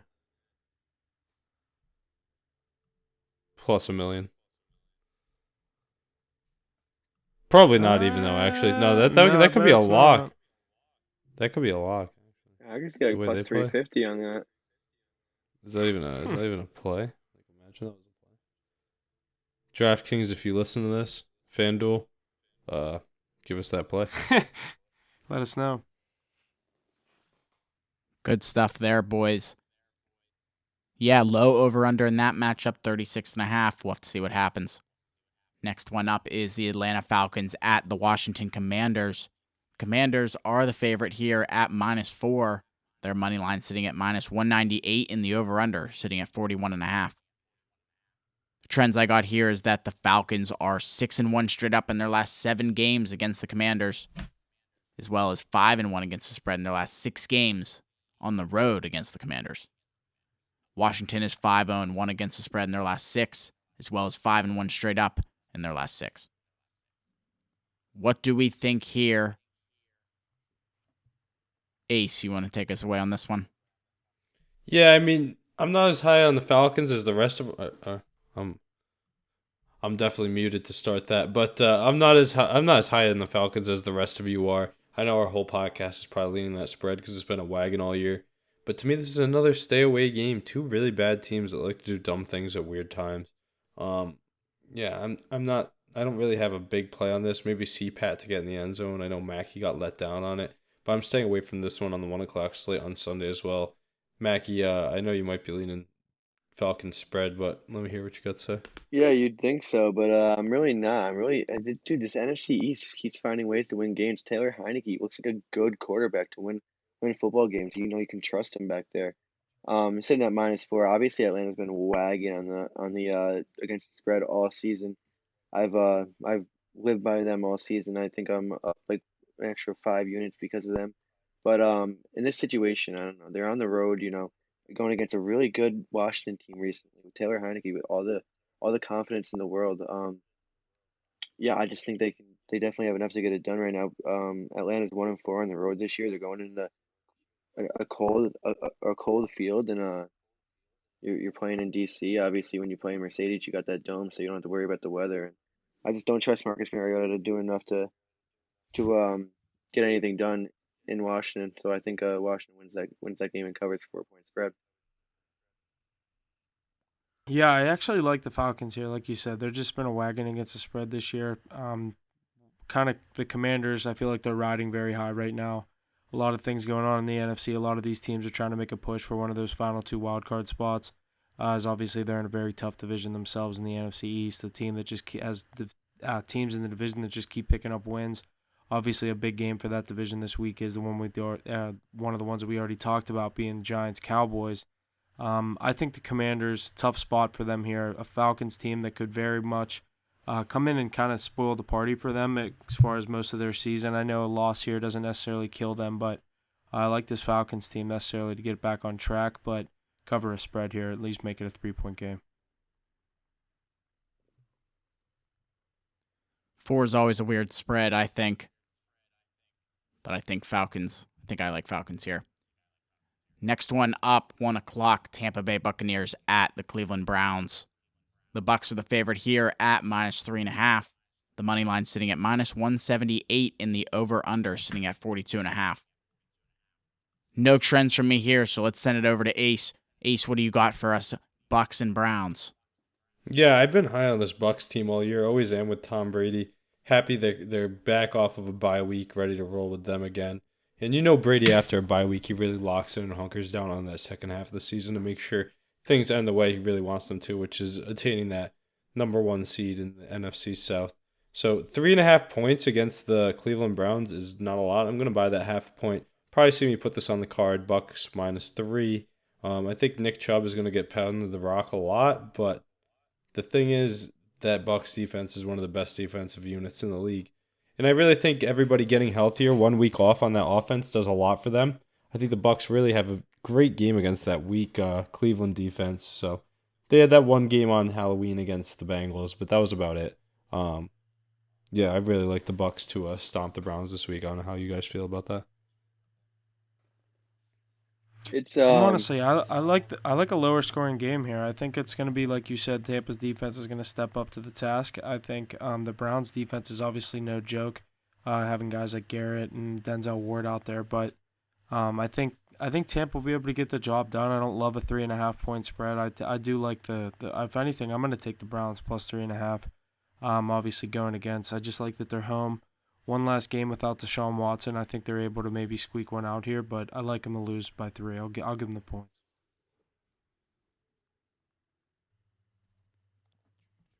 I think that's going to be another good 1 o'clock game, close game, like you guys said. Let's move forward. The Cincinnati Bengals at the Tennessee Titans, another 1 o'clock matchup. The Bengals the favorite here, -2.5. Over-under sitting at 42.5, and the money line for the Bengals at -130. Both these teams winning their games last week, Cincinnati over Pittsburgh and Tennessee over Green Bay. The trends I have are that Cincinnati is 5-0 against the spread in their last 5 games when playing Tennessee. Cincinnati is 7-1 against the spread in their last 8. And Tennessee is 5-0 against the spread in their last 5. Huff, you want to get us going on this matchup? Yeah, I'm leaning on the Titans here. I think this team is a wagon right now. I like Vrabel. I like what he's doing with the boys down in Tennessee. I think Derrick Henry's starting to get his feet under him and obviously starting to have a really good year, another really good year for one of the best running backs that we've seen over the past so many years. Tannehill back under center for the Titans. Traylon Burks is back off injury. I really like what's going for this Titans team as they get the defensive pieces back. I know there's a good amount of money on the Titans, but I like them at +2.5. I think they win this game at home. I'll probably take the points anyway just because Vegas knows more than me. So if I can find +3 with the Titans, I absolutely love it, but definitely leaning on the Titans here at home. I know the Bengals were definitely having a good game last week in Pittsburgh. I watched that whole one, obviously, in person. But high-flying week for them. I think things slow down. And in Tennessee, again, play a slower game, more of a running game. Mixon is going to have to be more of a actually, Mixon had a concussion against the Steelers, sorry. But it was mostly the Pirine show as he had 3 touchdowns in Pittsburgh. But it's going to be a slow game for the Bengals and for the Titans. I like the Titans. Give me the points. Maybe the under, too, but I like the Titans. It's crazy that you say the under. My favorite play in this game was definitely the over. Two more underwhelming defenses. We've been talking about a lot of great defenses lately on this podcast and this season, but I think with I think Ryan Tannehill is healthy. He's a good quarterback. I think him and Burrow will be putting points on the board this week. Really looking at both teams to put up at least 3 touchdowns. Would you take Ryan Tannehill or Geno Smith? Ryan Tannehill. Okay. Yeah, I think he's pretty good. He fits great for that offense too. Great off of that play action pass. Has a strong arm and he's a good game manager, veteran, been around. He can do a little bit with his legs, but he doesn't do too much. Is the biggest thing about him. He really plays within the game script. But that being said, I've been high on both these teams. Hit on 2 2-unit plays last week. Hit the Bengals 2-unit spread against the Steelers, and I hit the Titans with an alternate spread against the Packers. I kind of knew they were going to smoke them. Wish I took an even more alternate spread, but still got them at +172, which was nice. Yeah, I don't know who comes out on top. Is Jamar Chase playing? I don't think so, right? Probably without Chase and Mixon. Yeah, it's a tough call though because Joe Burrow should be winning. It'll be a tight game. That's why I like the over. But Joe Burrow should have a chance to win the game at the end, and I think he can get it done. He usually does, even without his boys. He'll make whoever it is work. Lean Bengals, but my favorite play here is the over. I think this will be a good game. Definitely a fun one to watch. Mackie, what do you think about this matchup? Yeah, with Joe Mixon and Jamar Chase being out, I mean, obviously Jamar Chase has been out, but Joe Mixon's a huge part of that offense as well. I think Joe Burrow is going to struggle a little more. I do kind of like the over. I think both teams can figure it out, especially towards the end of the game, more scoring towards the end of the game. You can see a few touchdowns in the last 10 minutes of this game, I think. But I like the Titans. I really think the Titans get it done. They're 3-1 or they're 3-1 on the at home this year. And I just think that they've been doing enough to get it done. I mean, they surprised me last week in Green Bay. They won by 2 touchdowns, I think. I thought the Packers were going to win that game outright, but obviously I was on the wrong side of that one. I've just been wrong about this team a few times this year, and I think it's time to finally jump on their wagon. They're 7-3. They're winning football games. They're on home field right now, so I like them to win this game outright. Good stuff there, boys. Game in Tennessee, 2.5-point spread. We'll see how it happens 1 o'clock Sunday. Next one up is the Houston Texans at the Miami Dolphins. A huge spread here, -13 in the Dolphins' favor. Money line at -800 and the over-under at 46.5. The trends I got here is that Miami is 10-1 straight up in their last 11 games at home, as well as 4-1 straight up in their last 5. Houston is 8-2 straight up in their last 10 games against Miami. Pretty interesting one there. What do we think, Huff? I mean, I always say it. Anytime you see a big spread, I'm usually leaning on giving the points. I feel like I'd like to see a stat, maybe double-digit dogs in the NFL this year. I feel like they're definitely hitting it more than 65%. Texans, bad week last week at home against a Commanders team that's obviously have their things going for them right now. But this Dolphins team is very scary to bet against. Minus 13 points is a big spread. Dolphins have been shown that they can put up the points and quick, too, as I've had against them in a couple of games this year and gotten burned on that. But this Dolphins team is very scary. Minus 13 points. This is one I'm probably going to be staying away from because I do not love the Texans team enough to take them plus 13. I think obviously I think they could cover it. If I had to lean a spread, I would definitely lean on the Texans. But I think you might want to look at some props or maybe a Miami Dolphins team total over. I'm sure it's sitting pretty high as the Texans defense has struggled most of the season, but it's just once the Dolphins get rolling, I think that 13 points could get out of hand really quick.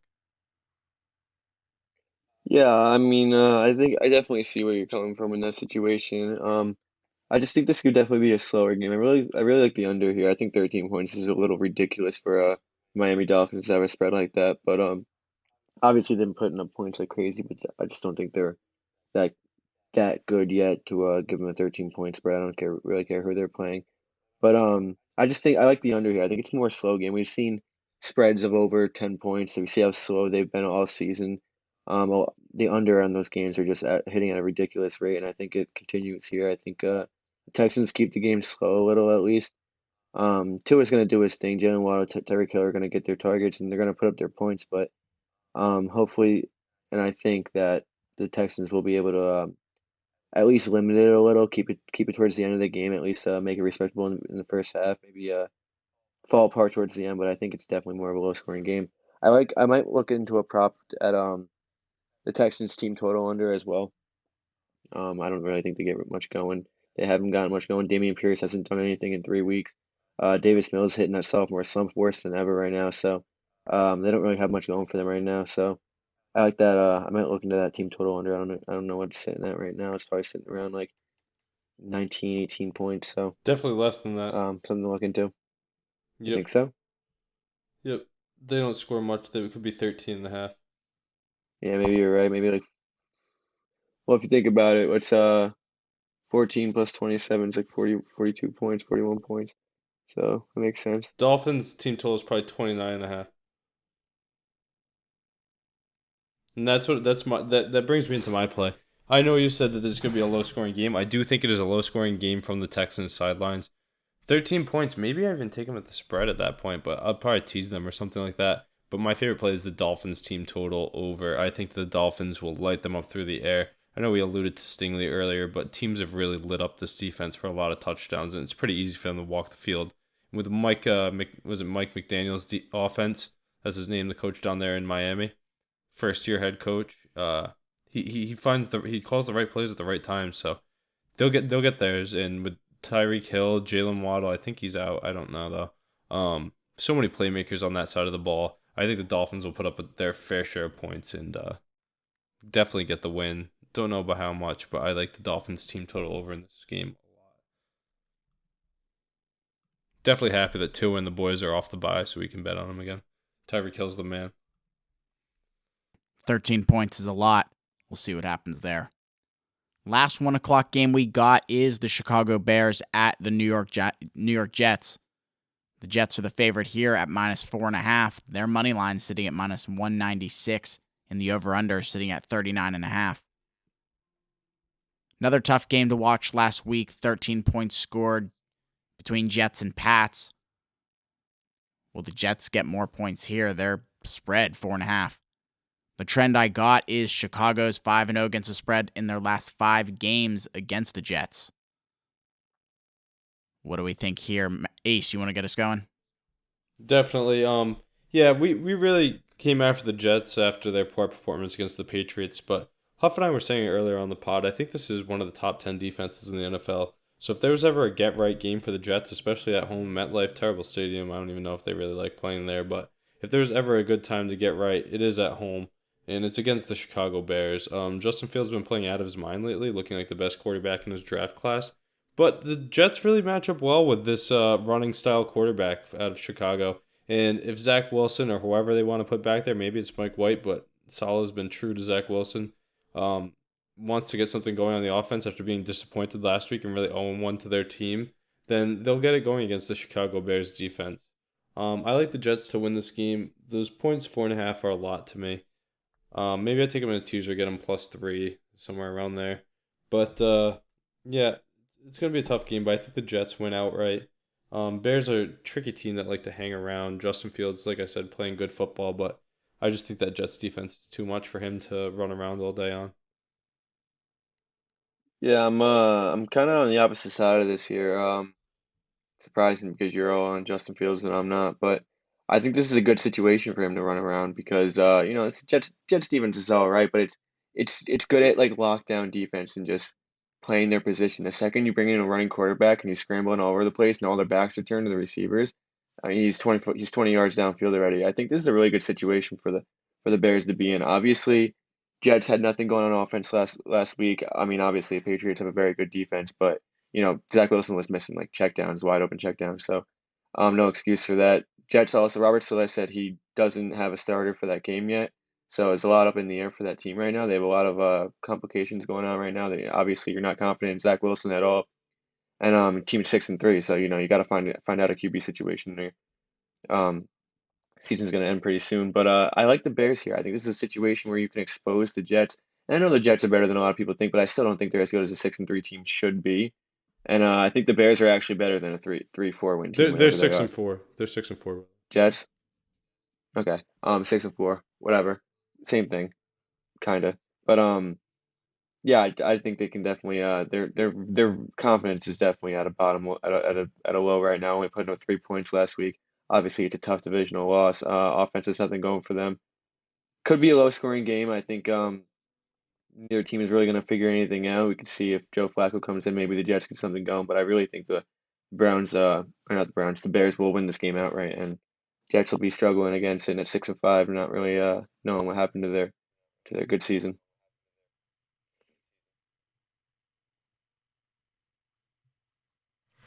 Yeah, I'm kind of right there with you guys. I with Mackie. I like the Bears here. I think in this spot, I think this is a really good spot for Justin Fields. This is one of my favorite games of the week. I really like the Bears. I think they come out on top, probably win the game. I don't like anything that's going on with the Jets right now. Obviously, last week they played a tough game with the Patriots, a divisional game. That could be an overreaction. I don't think the Jets are that bad. I still think their record shows the team that they are. They have a good defense. But I just like what's going on with the Bears right now. I like Justin Fields. We've been kind of on and off with him. Ace, you're really high on him. Mackie, you guys have gone back and forth on that. I've kind of kind of stood in the corner and just kind of supported from the side the whole time. Justin Fields, he's been doing his thing, obviously. Not a guy you really want to bet against right now. Last week, I really liked the Falcons -2.5. I ended up not taking it. That would have hit Jesse. You ended up taking it. Mackie, I don't know if you ended up riding your boys, but he put up the points last week against Atlanta. Obviously, their defense couldn't hold on for them. Going up against a worse offense, in my opinion, in the Jets, I like the Bears here with 4 points. Yeah, I'd like the Bears a lot more if they were in Soldier Field this week, but I don't know. That's not the best team. Both sides of the ball, coaching is not that great. They don't have many playmakers. I think Saleh is a defensive-minded coach who knows what to do. I like your pick of the Bears with the points. I don't think I like them outright to win the game, though. What's your play there, Hoff? Are you looking more money line or +4.5? No, I'd take the points. Take the points. Yeah, in this game, I think 4.5 is a good, safe bet for either side. But yeah, I think Saleh has his way, and it's maybe a low scoring under game, but I think the Jets defense will be up to the Justin Fields running task. It should be a better game than most people expect, or most people thought would be a good game coming into the season. I mean, look at Bears Jets at the beginning of the season. You're like, oh, it's a dud game, but this should be actually be a pretty good game, I think. Justin Fields is must watch football right now. You're right. You're not wrong. As a running back, though. Mini Lamar. Good stuff. That's going to wrap up our 1 o'clock slate. Let's jump into the 4 o'clock games. The first one up is the Las Vegas Raiders at the Seattle Seahawks. Seahawks the favorite here at -3.5. Moneyline sitting at -194, and the over-under sitting at 47.5. The only trend I got for this one is that Seattle's 5-0 in its last 5 games when playing at home against the Raiders. What do we think here? Huff, you want to get us rolling on this first 4 o'clock matchup? Question to start it off. Yeah, absolutely. I got a question to start it off. How do you feel about the Raiders after a nice divisional win last week? 3-7 now. I hit that for 2 units, by the way. No, you didn't. You hit it for 1. Did It was plus 125. All right. I thought I had them as 2 units too, but it was the Bengals. I swept that slate though. That's fine. That was a nice slate for you. But yeah, how do you feel about them? But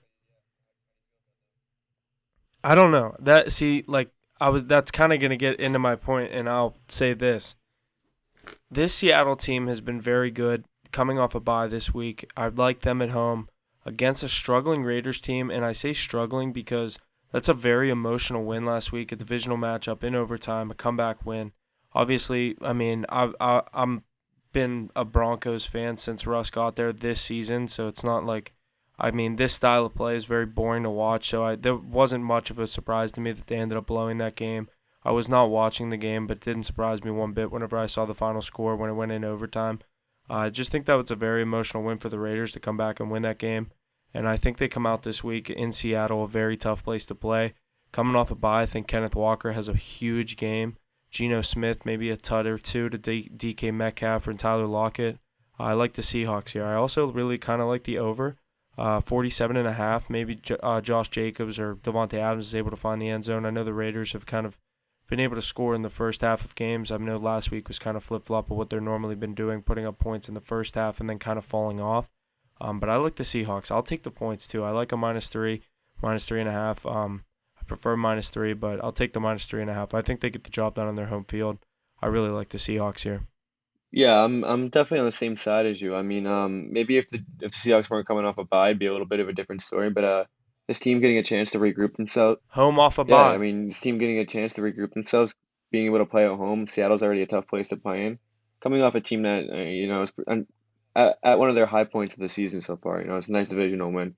Devontae Adams had a good game. You had a good game from your star players. It's what you've been wanting since the beginning of the season if you're Las Vegas. But it's still a 3-win team, and with all the star power that they have, it's just brutal all around it. And Derek Carr is not really playing the best football. Geno Smith is playing his best football I think we've ever seen. So Seahawks being able to game plan for this. Pete Carroll's too good of a coach to lose to a bad team like this after a bye week, having 2 weeks to plan for him. So I really like Seahawks with the points. I think they can really blow them out in this situation. Yeah, I'm actually on the complete opposite side of you guys here. I'm going to go with the Raiders money line. Might even see that on my card. I'm sticking true to 2 things I've been following all year. I've been high on the Raiders all year. I've been hammering the last few weeks, really, and they've been paying me out, which has been nice. But, yeah, the Seahawks, too. The last time we saw them, I think they lost to the Bucs in Germany. Now they're coming off a bye, and I think we all kind of agreed that this is the time we start. That game in Germany was the beginning of the demise of the Seattle Seahawks. And I think that they're going to keep losing and falling back a little bit, maybe even miss the playoffs because they're one of the worst teams in the NFL. I like the Raiders just with their pure strength of roster to come in and beat this team, riding off of a win last week. I think the bye actually cooled off a once hot Seattle Seahawks team. I know your theory, I love teams at home coming off of a bye, but with a team that's really living off of hype and momentum, maybe the bye isn't the best thing for them. I think their best part of the season, their best football of the season was played in the first half, and I think that comes down. I know you guys are really high on the Seahawks, but maybe we can see this differing picks on the card here. I might be taking the Raiders plus again, see if that can carry me in the 4 o'clock slate. Well, like you said, I mean, the Seahawks, I don't think that bye was necessarily a bad thing for them. That was a tough game for them in Germany. A lot of players were bitching about the field conditions over there. I saw a lot of obviously the losing teams are always going to find something to bitch about, but we saw Bruce Irvin tweeting and stuff about the field conditions. They make us fly all this way for You know what I mean? Like just a lot of the players. I mean, anytime you're on the losing side, you don't like it. And then we hear the Bucks obviously acting like it's the best fucking game in the world in the Super Bowl. And I mean, I'm defending the Seahawks like they're my hometown team, but I just think the bye was really good for that team. To recap, that was a good Bucks team. They didn't get smoked in that game. Obviously, we all had the Bucks there, but I think the Seahawks team, this is a good spot for them to bounce back coming off a bye. Like I said, home off a bye, that's usually my thing, and I know you said that, but just Raiders team just doesn't have too much going for them. Like I said, if I could get 3, I'd get 3, but I just think this is a good spot for Pete Carroll to outcoach Josh McDaniels. Yeah, one of my other favorite plays, Jesse, can you tell me the over-under on this game this week? 47.5. I love that, actually. In the way that these Seahawks have been pesky and sticking around, and these two defenses don't really have much high-flying defensive power, I love over 47.5. Actually, what do you guys think about that play? I know that we had different picks on the game line, but 47.5. I said I like the over. Yeah, I love the over, actually, now that I think about it. The Seahawks score a ton of points. Kenneth Walker is one of the best running backs in the league. Have to think he gets in the end. Yeah, but I don't know if you think that they're I slowing still down like right the now. Raiders to win. Yeah, no, I know. But even in their losses, they put up points. I just don't believe in that defense, I mean, really at all. And I think that the Raiders can put up points at will with the playmakers they have. That's just me, though. I like the Raiders this week. Let it be known. Raiders in the over. I do like the over too, but I was just testing you there, keeping you on your edge. Oh, yeah. Good. I appreciate it. You said it, Ace. Lots of differing opinions for this Raiders-Seahawks game. We'll see what happens. Next 4 o'clock matchup is the Los Angeles Chargers at the Arizona Cardinals. Chargers the favorite here at -4. The money line sitting at -210 and the over-under sitting at 47.5. Both these teams coming off a loss last week, but I got the Chargers are 5-0 against the spread in their last 5 games on the road. What do we think here? Mackie, why don't you get us going here? Chargers and Cardinals. Chargers look good last week. That's all I really have to say about them right now. I know what I said about them a week ago and how they're not really a good team. I still kind of really stand by that. It's a divisional matchup last week. They had a good game. Obviously, they knew it was coming. Everyone knew it was coming. Still find a way to choke at the end of the day.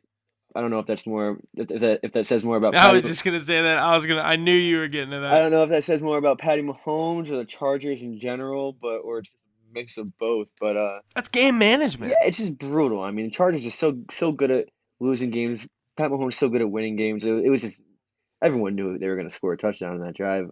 I love those Patrick Mahomes. I love those Patrick Mahomes memes of everybody or like him on the sidelines when someone scores with like a I mean, it's just like it's clockwork at this point. So, with that being said, this is just a 4 o'clock game, and I think that changes a lot for this Chargers team. I don't really think that they got Mike Williams back, they got Keenan Allen back, so I guess they're a little less injured. Mike Williams hurt his ankle again last week. Okay, well, he's just a band-aid. I don't think they have anyone else back. Josh Palmer's a dog. He had 2 touchdowns, 8 for 1 something. He's a dog. Yeah, so I mean, I guess they're doing a little better at the receiver position. They got Keenan Allen back. Obviously, that's a huge add to that team. But I just don't think they're still there yet. I don't know. You're sitting at a 4.5 spread against this Arizona team. Kyler's back. You don't really know how he's gonna be, but I don't know. I like the over in this game. I don't think I think both teams will still be able to put up points. I think Justin Herbert having more to work with, and I think he's looking a little better. Obviously, from like 6 weeks ago, his ribs were really bad. He was barely even able to throw the ball. I think he's looking a little better. He's got his receivers back, and he's got a little more options. Austin Eckler, obviously, out of the backfield. So, I like this game to go over. I think D Hop and Kyler Murray will be able to do enough to hold their own to get this game to go over. I don't really want to pick a winner on this side. I think a 4.5 point spread on the road in this game is a little sketchy. I think it can go either way. But yeah, I'm definitely leaning the over with these two teams, these two offenses. I agree with you. I definitely like the over here, especially with Kyler Murray back. But I'm actually going to be looking at taking the Cardinals money line or maybe with an alternate spread at home. Get some good value. I love the home team, especially if Kyler's back. I know the Chargers have been a good football team. They hang around. They have a decent record. But I think that Kyler Murray on his home turf will get the win this week. Get the Cardinals back on the right track. definitely love the over there and D-Hop props. I've been hammering those all year. I think you guys know that. A little biased with me as I'm a Kyler guy myself, but I like the Cardinals at home to win this week. Good line too. Great line for a home team. Yeah, exactly why I'm going to go with the Cardinals +4. I like them at home. I'm going to give them the points. This Chargers team has just been covering spreads over the past. I mean, this is just a team that just covers spreads but can't win games. They find a way to lose games, but they always are covering spreads. Last week, backdoor. I mean, the Chiefs obviously won that game. The Chargers should have won that, but they blew it. But they've just, and 2 weeks ago, the Niners, they had them 7.5. Last week, +6. I mean, the Chargers are covering spreads this week. A road favorite as a 4.5 point or a 4.5 point favorite. I like the Cardinals at home. Kyler Murray coming off a two game absence, correct? He hasn't played the past 2 Yeah, 2 or 3. 2. Rams Okay. and then Yeah, I think he's probably like 3rd prestige on the new Call of Duty, so he's probably getting ready to come back and play some NFL football. He's probably getting a little. He has been ripping COD. I think he's got enough. He's had enough of COD. Maybe he can pay attention to some football for the last few weeks. I think it's time that I think maybe he got bored from playing so much Call of Duty. I think he might be watching some film on the Chargers this week.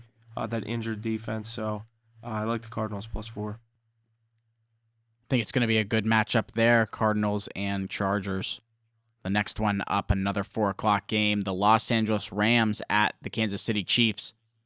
The biggest spread of the week coming in, the Chiefs as the favorite, 14.5 points. Their money line minus 1,100 in the over-under at a solid 44. The trends I got here are that the Rams are 6-3 straight up in their last 9 games on the road. Kansas City is 6-1 straight up in their last 7, as well as 12-2 in their last 14 at home. 14.5 points is a ton. What do we think here? Huff? It's tough. I obviously said the same thing about the Texans. I'd lean Texans. This one, I can't. I mean, this is also a spot where I said the emotional game for the Raiders last week. The Chiefs, I just said it against the Chargers. They had a very comeback win. I know they're home again, or they weren't home against the Chargers. Now they're coming home against a very bad team against the Rams. A very injured team. They're going to be without Cooper Kupp. They just cut Darrell Henderson. This team is just kind of parting ways with basically everyone except Matt Stafford and Aaron Donald. And this team is just not getting the job done. Sean McVay making some questionable coaching calls, questionable play calling all around, offense and defense. I know this team was supposed to be, let's run this back. They were saying at the parade after they won the Super Bowl last year. This team is garbage. I'd definitely lean on the Chiefs minus 14 here. I think this game could be out of hand quick. This could be similar to that Bengals-Panthers game when it was like 35-0 in the first half. And that's just the only thing that I'm not like jumping, like hammer this, put your life on it, whatever. I mean, it's the Chiefs. For some reason, this is the kind of game they love to let the team stick around. And I don't know why, but I mean, obviously I'm never going to put a 14.5 point spread on my card, so you won't see this one on me, but I'd lean Chiefs. It's just a 14.5 point spread, and at the end of the day, they're all professional athletes. I can never trust a 14.5 point spread. Especially because Pat Mahomes is just known for letting teams stick around in games like this when he has so much, when he knows he can just come back at any point. So, obviously, I like the Chiefs to get it done here. I think they definitely find a way to win this football game.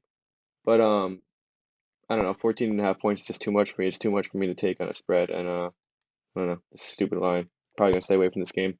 What's the over/under sitting at? Yeah, you won't see this one. 44. I kind of like the over. Chiefs are Yeah, known me for too. giving up points in games like these. For no reason. Yeah, definitely. Not much to say about this. I could see like 30. I literally could see 35-10, but they would both hit there. So Yeah. Who's playing? Matt Stafford's back, right? Yeah. Yeah. They'll get a garbage time Yeah, touchdown. he'll get something going at least. For sure. Kansas City doesn't really have a very elite defense, so.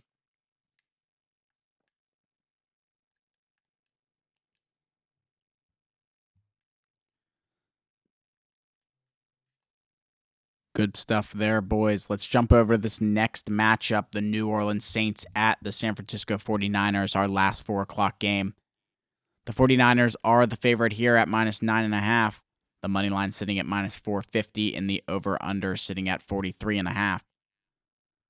Both these teams coming off of wins last week, but I got San Francisco's 7-1 straight up in their last 8 games at home. Ace, you want to start us off with this matchup? Yeah, I mean, the Saints are a tough team, really. With Andy Dalton at quarterback, you can't really trust them too much. 9 points seems like a lot, but in San Francisco, we just saw the way that they handled the Cardinals on Monday Night Football. I know it wasn't Kyler Murray, but it was a Colt McCoy. I'd compare him pretty similar quarterback to Andy Dalton. So I would say that they have they have a good chance of repeating their successes of last week. We're going to see Christian McCaffrey get fed. And it looks like George Kittle and Debo are really getting a little resurgence here, which is huge considering how good they are. Like, those are two of the best players at their given position. You have Christian McCaffrey in the mix, and Jimmy Garoppolo is playing pretty good football. And really, when it comes down to it, I lean on the trenches. I've been saying that before. I know Huff agrees with me, offensive and defensive, and they own both sides of the ball with a great coach at home. Maybe I add this to a teaser with the Chiefs, get 7 points from the Chiefs, and get the Niners down to 2. Might have to go back to a few teasers this week because there's a lot of teams I like with high points, but maybe I even take them at 9 points here. I don't really see how the Saints are going to put points on the board, and I know that the 49ers can manufacture it however they want with Shanahan. So, what do you guys think about this one?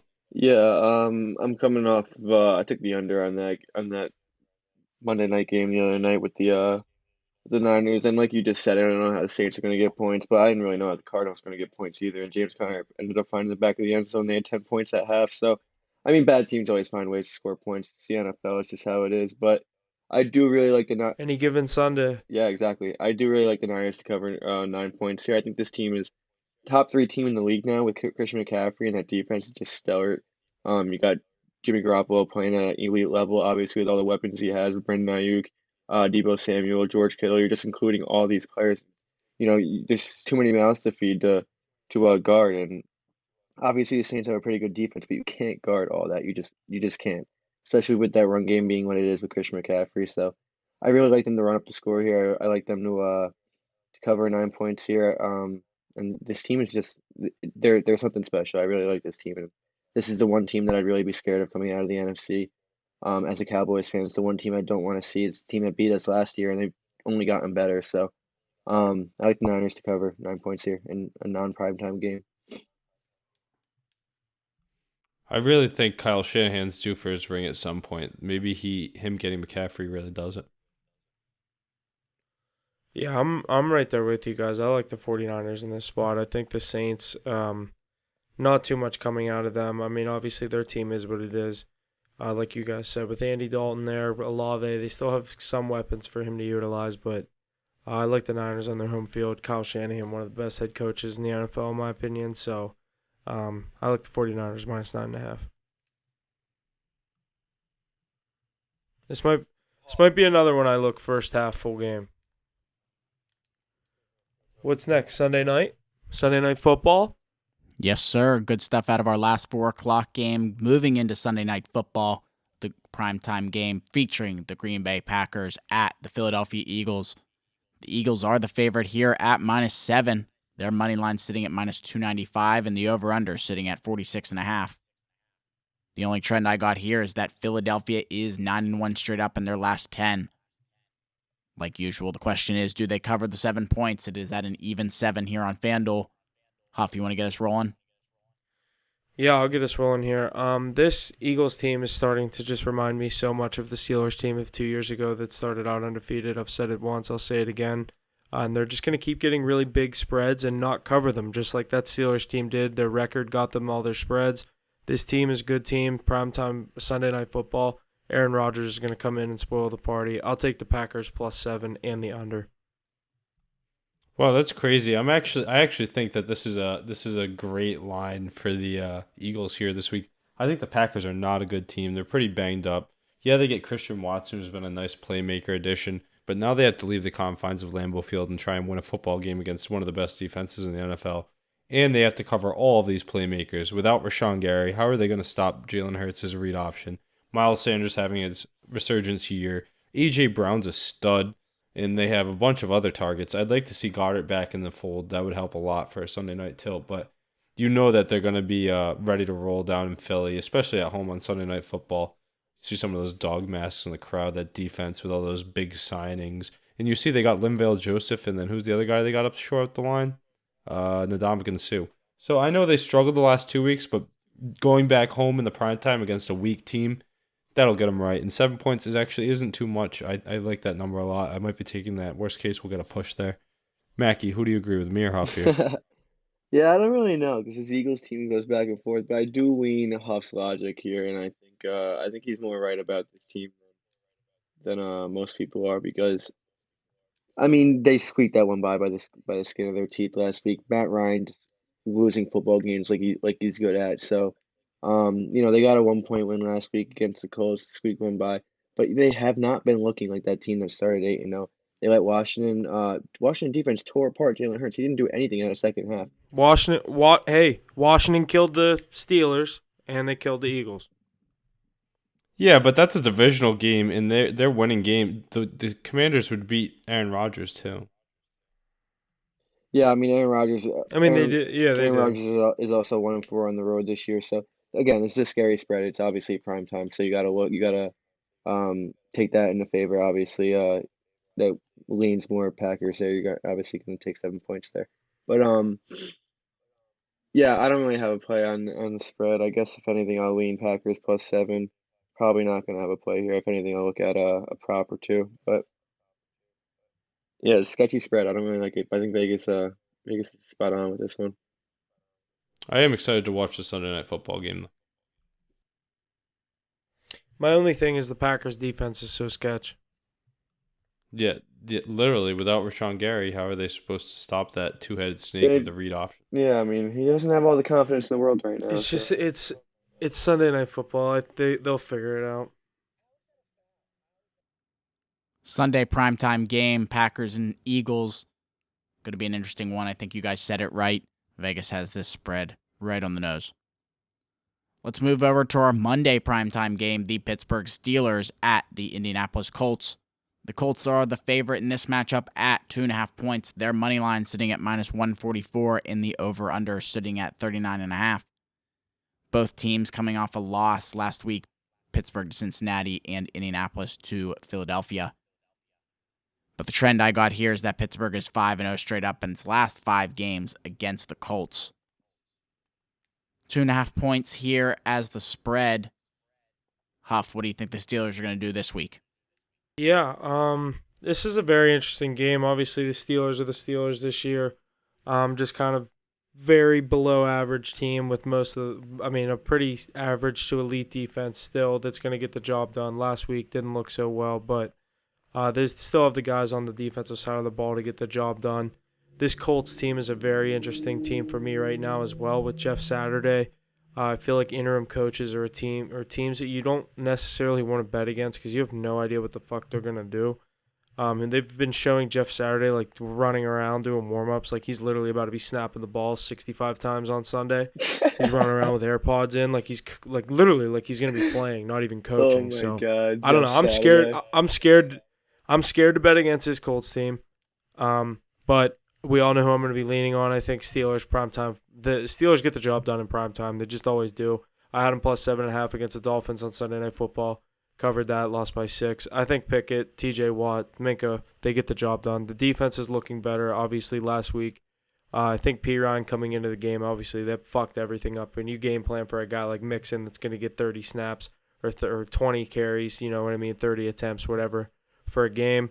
And a guy like fucking Samaje P. Ryan comes in and just tears you up. I mean, obviously you should be able to game plan for that and adjust to that, but I don't know. I know you guys are probably leaning the opposite side, and like I said, good reason. I like Jeff Saturday and what he's doing with the Colts, but Matt Ryan is just a bad fucking quarterback. I like the under. I'll probably Monday Night Football. Probably looking at my first half too. So, but I like the Steelers. I'll try to find that half point and give them +3. Mackie, how are you feeling? No, yeah, I'm kind of on the same side as you here. My one thing is that when the Steelers play bad teams with TJ Watt in the lineup, they usually win. And obviously last week they got exposed to a Bengals team that's a lot better than them. But in a situation like this, I think after the Colts see the division getting away from them, and after they see the Titans win this week, they're gonna sitting at 8-3, while the Colts are sitting at 5-6-1 or whatever they are. I think they're gonna really start to their chances are just dwindling game by game, and this is a game where Matt Ryan's just not going to be able to figure it out. They're going to have a lot of it's going to be a really stressful game for him. I think TJ Watt's going to really um bother him this game and just be down his throat the entire game. He's going to make him make decisions he doesn't want to make, or he's just going to eat the sack like he usually does. So I really like the Steelers to win outright in this game, and I think this is a game where TJ Watt is a huge difference maker, and having him back is literally wins games like this. Yeah, I think that TJ Watt is definitely going to be a difference maker and get his on Monday night. But I really do like the Colts here -2.5. I'd even take a -3 when the line shifts. I think the resurgence of Jonathan Taylor, the strength of that defense, the offensive line, playing at home. I just think they're a better team. This game means a lot more. It kind of keeps them in the hunt if they can pull this one out. I'm probably leaning on that. Maybe Jonathan Taylor to get in the end zone. I think George Pickens has a pretty good day. But yeah, TJ Watt will definitely eat. I don't expect too many points from either side on the scoreboard here, but I do like the Colts with the points at home. Veteran team in the prime time here. But I think the Steelers are trending up. I've bet against them a lot this year, but they're playing better football as of late. Last week they fell the fuck apart in the second half.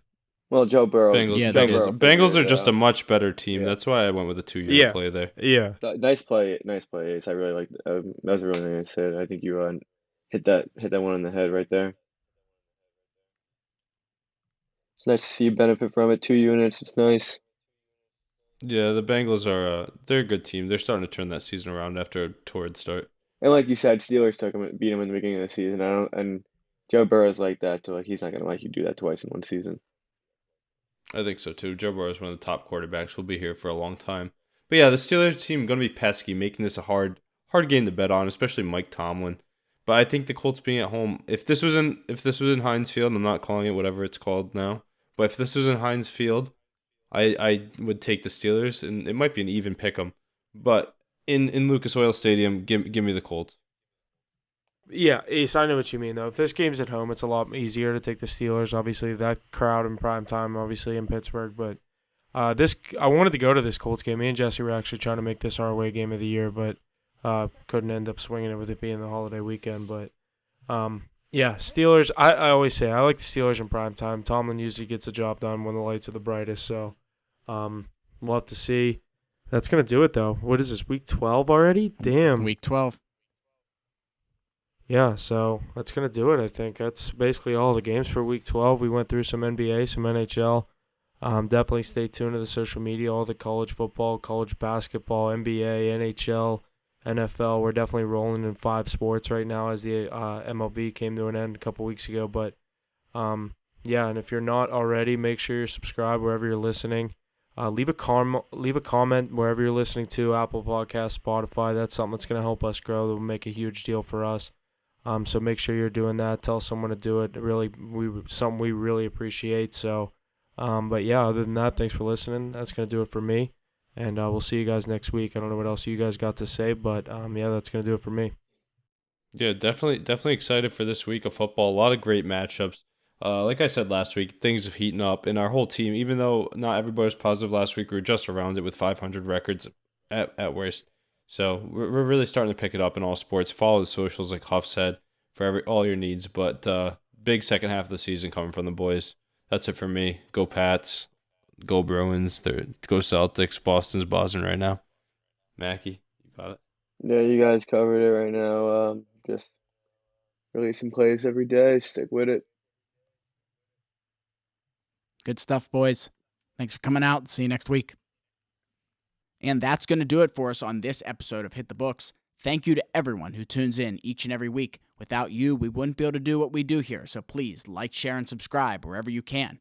And don't forget to check us out on Facebook, Instagram, and Twitter for our plays each and every night in the NHL, NFL, MLB, NBA, college basketball, and college football. Thank you again, and see you next week.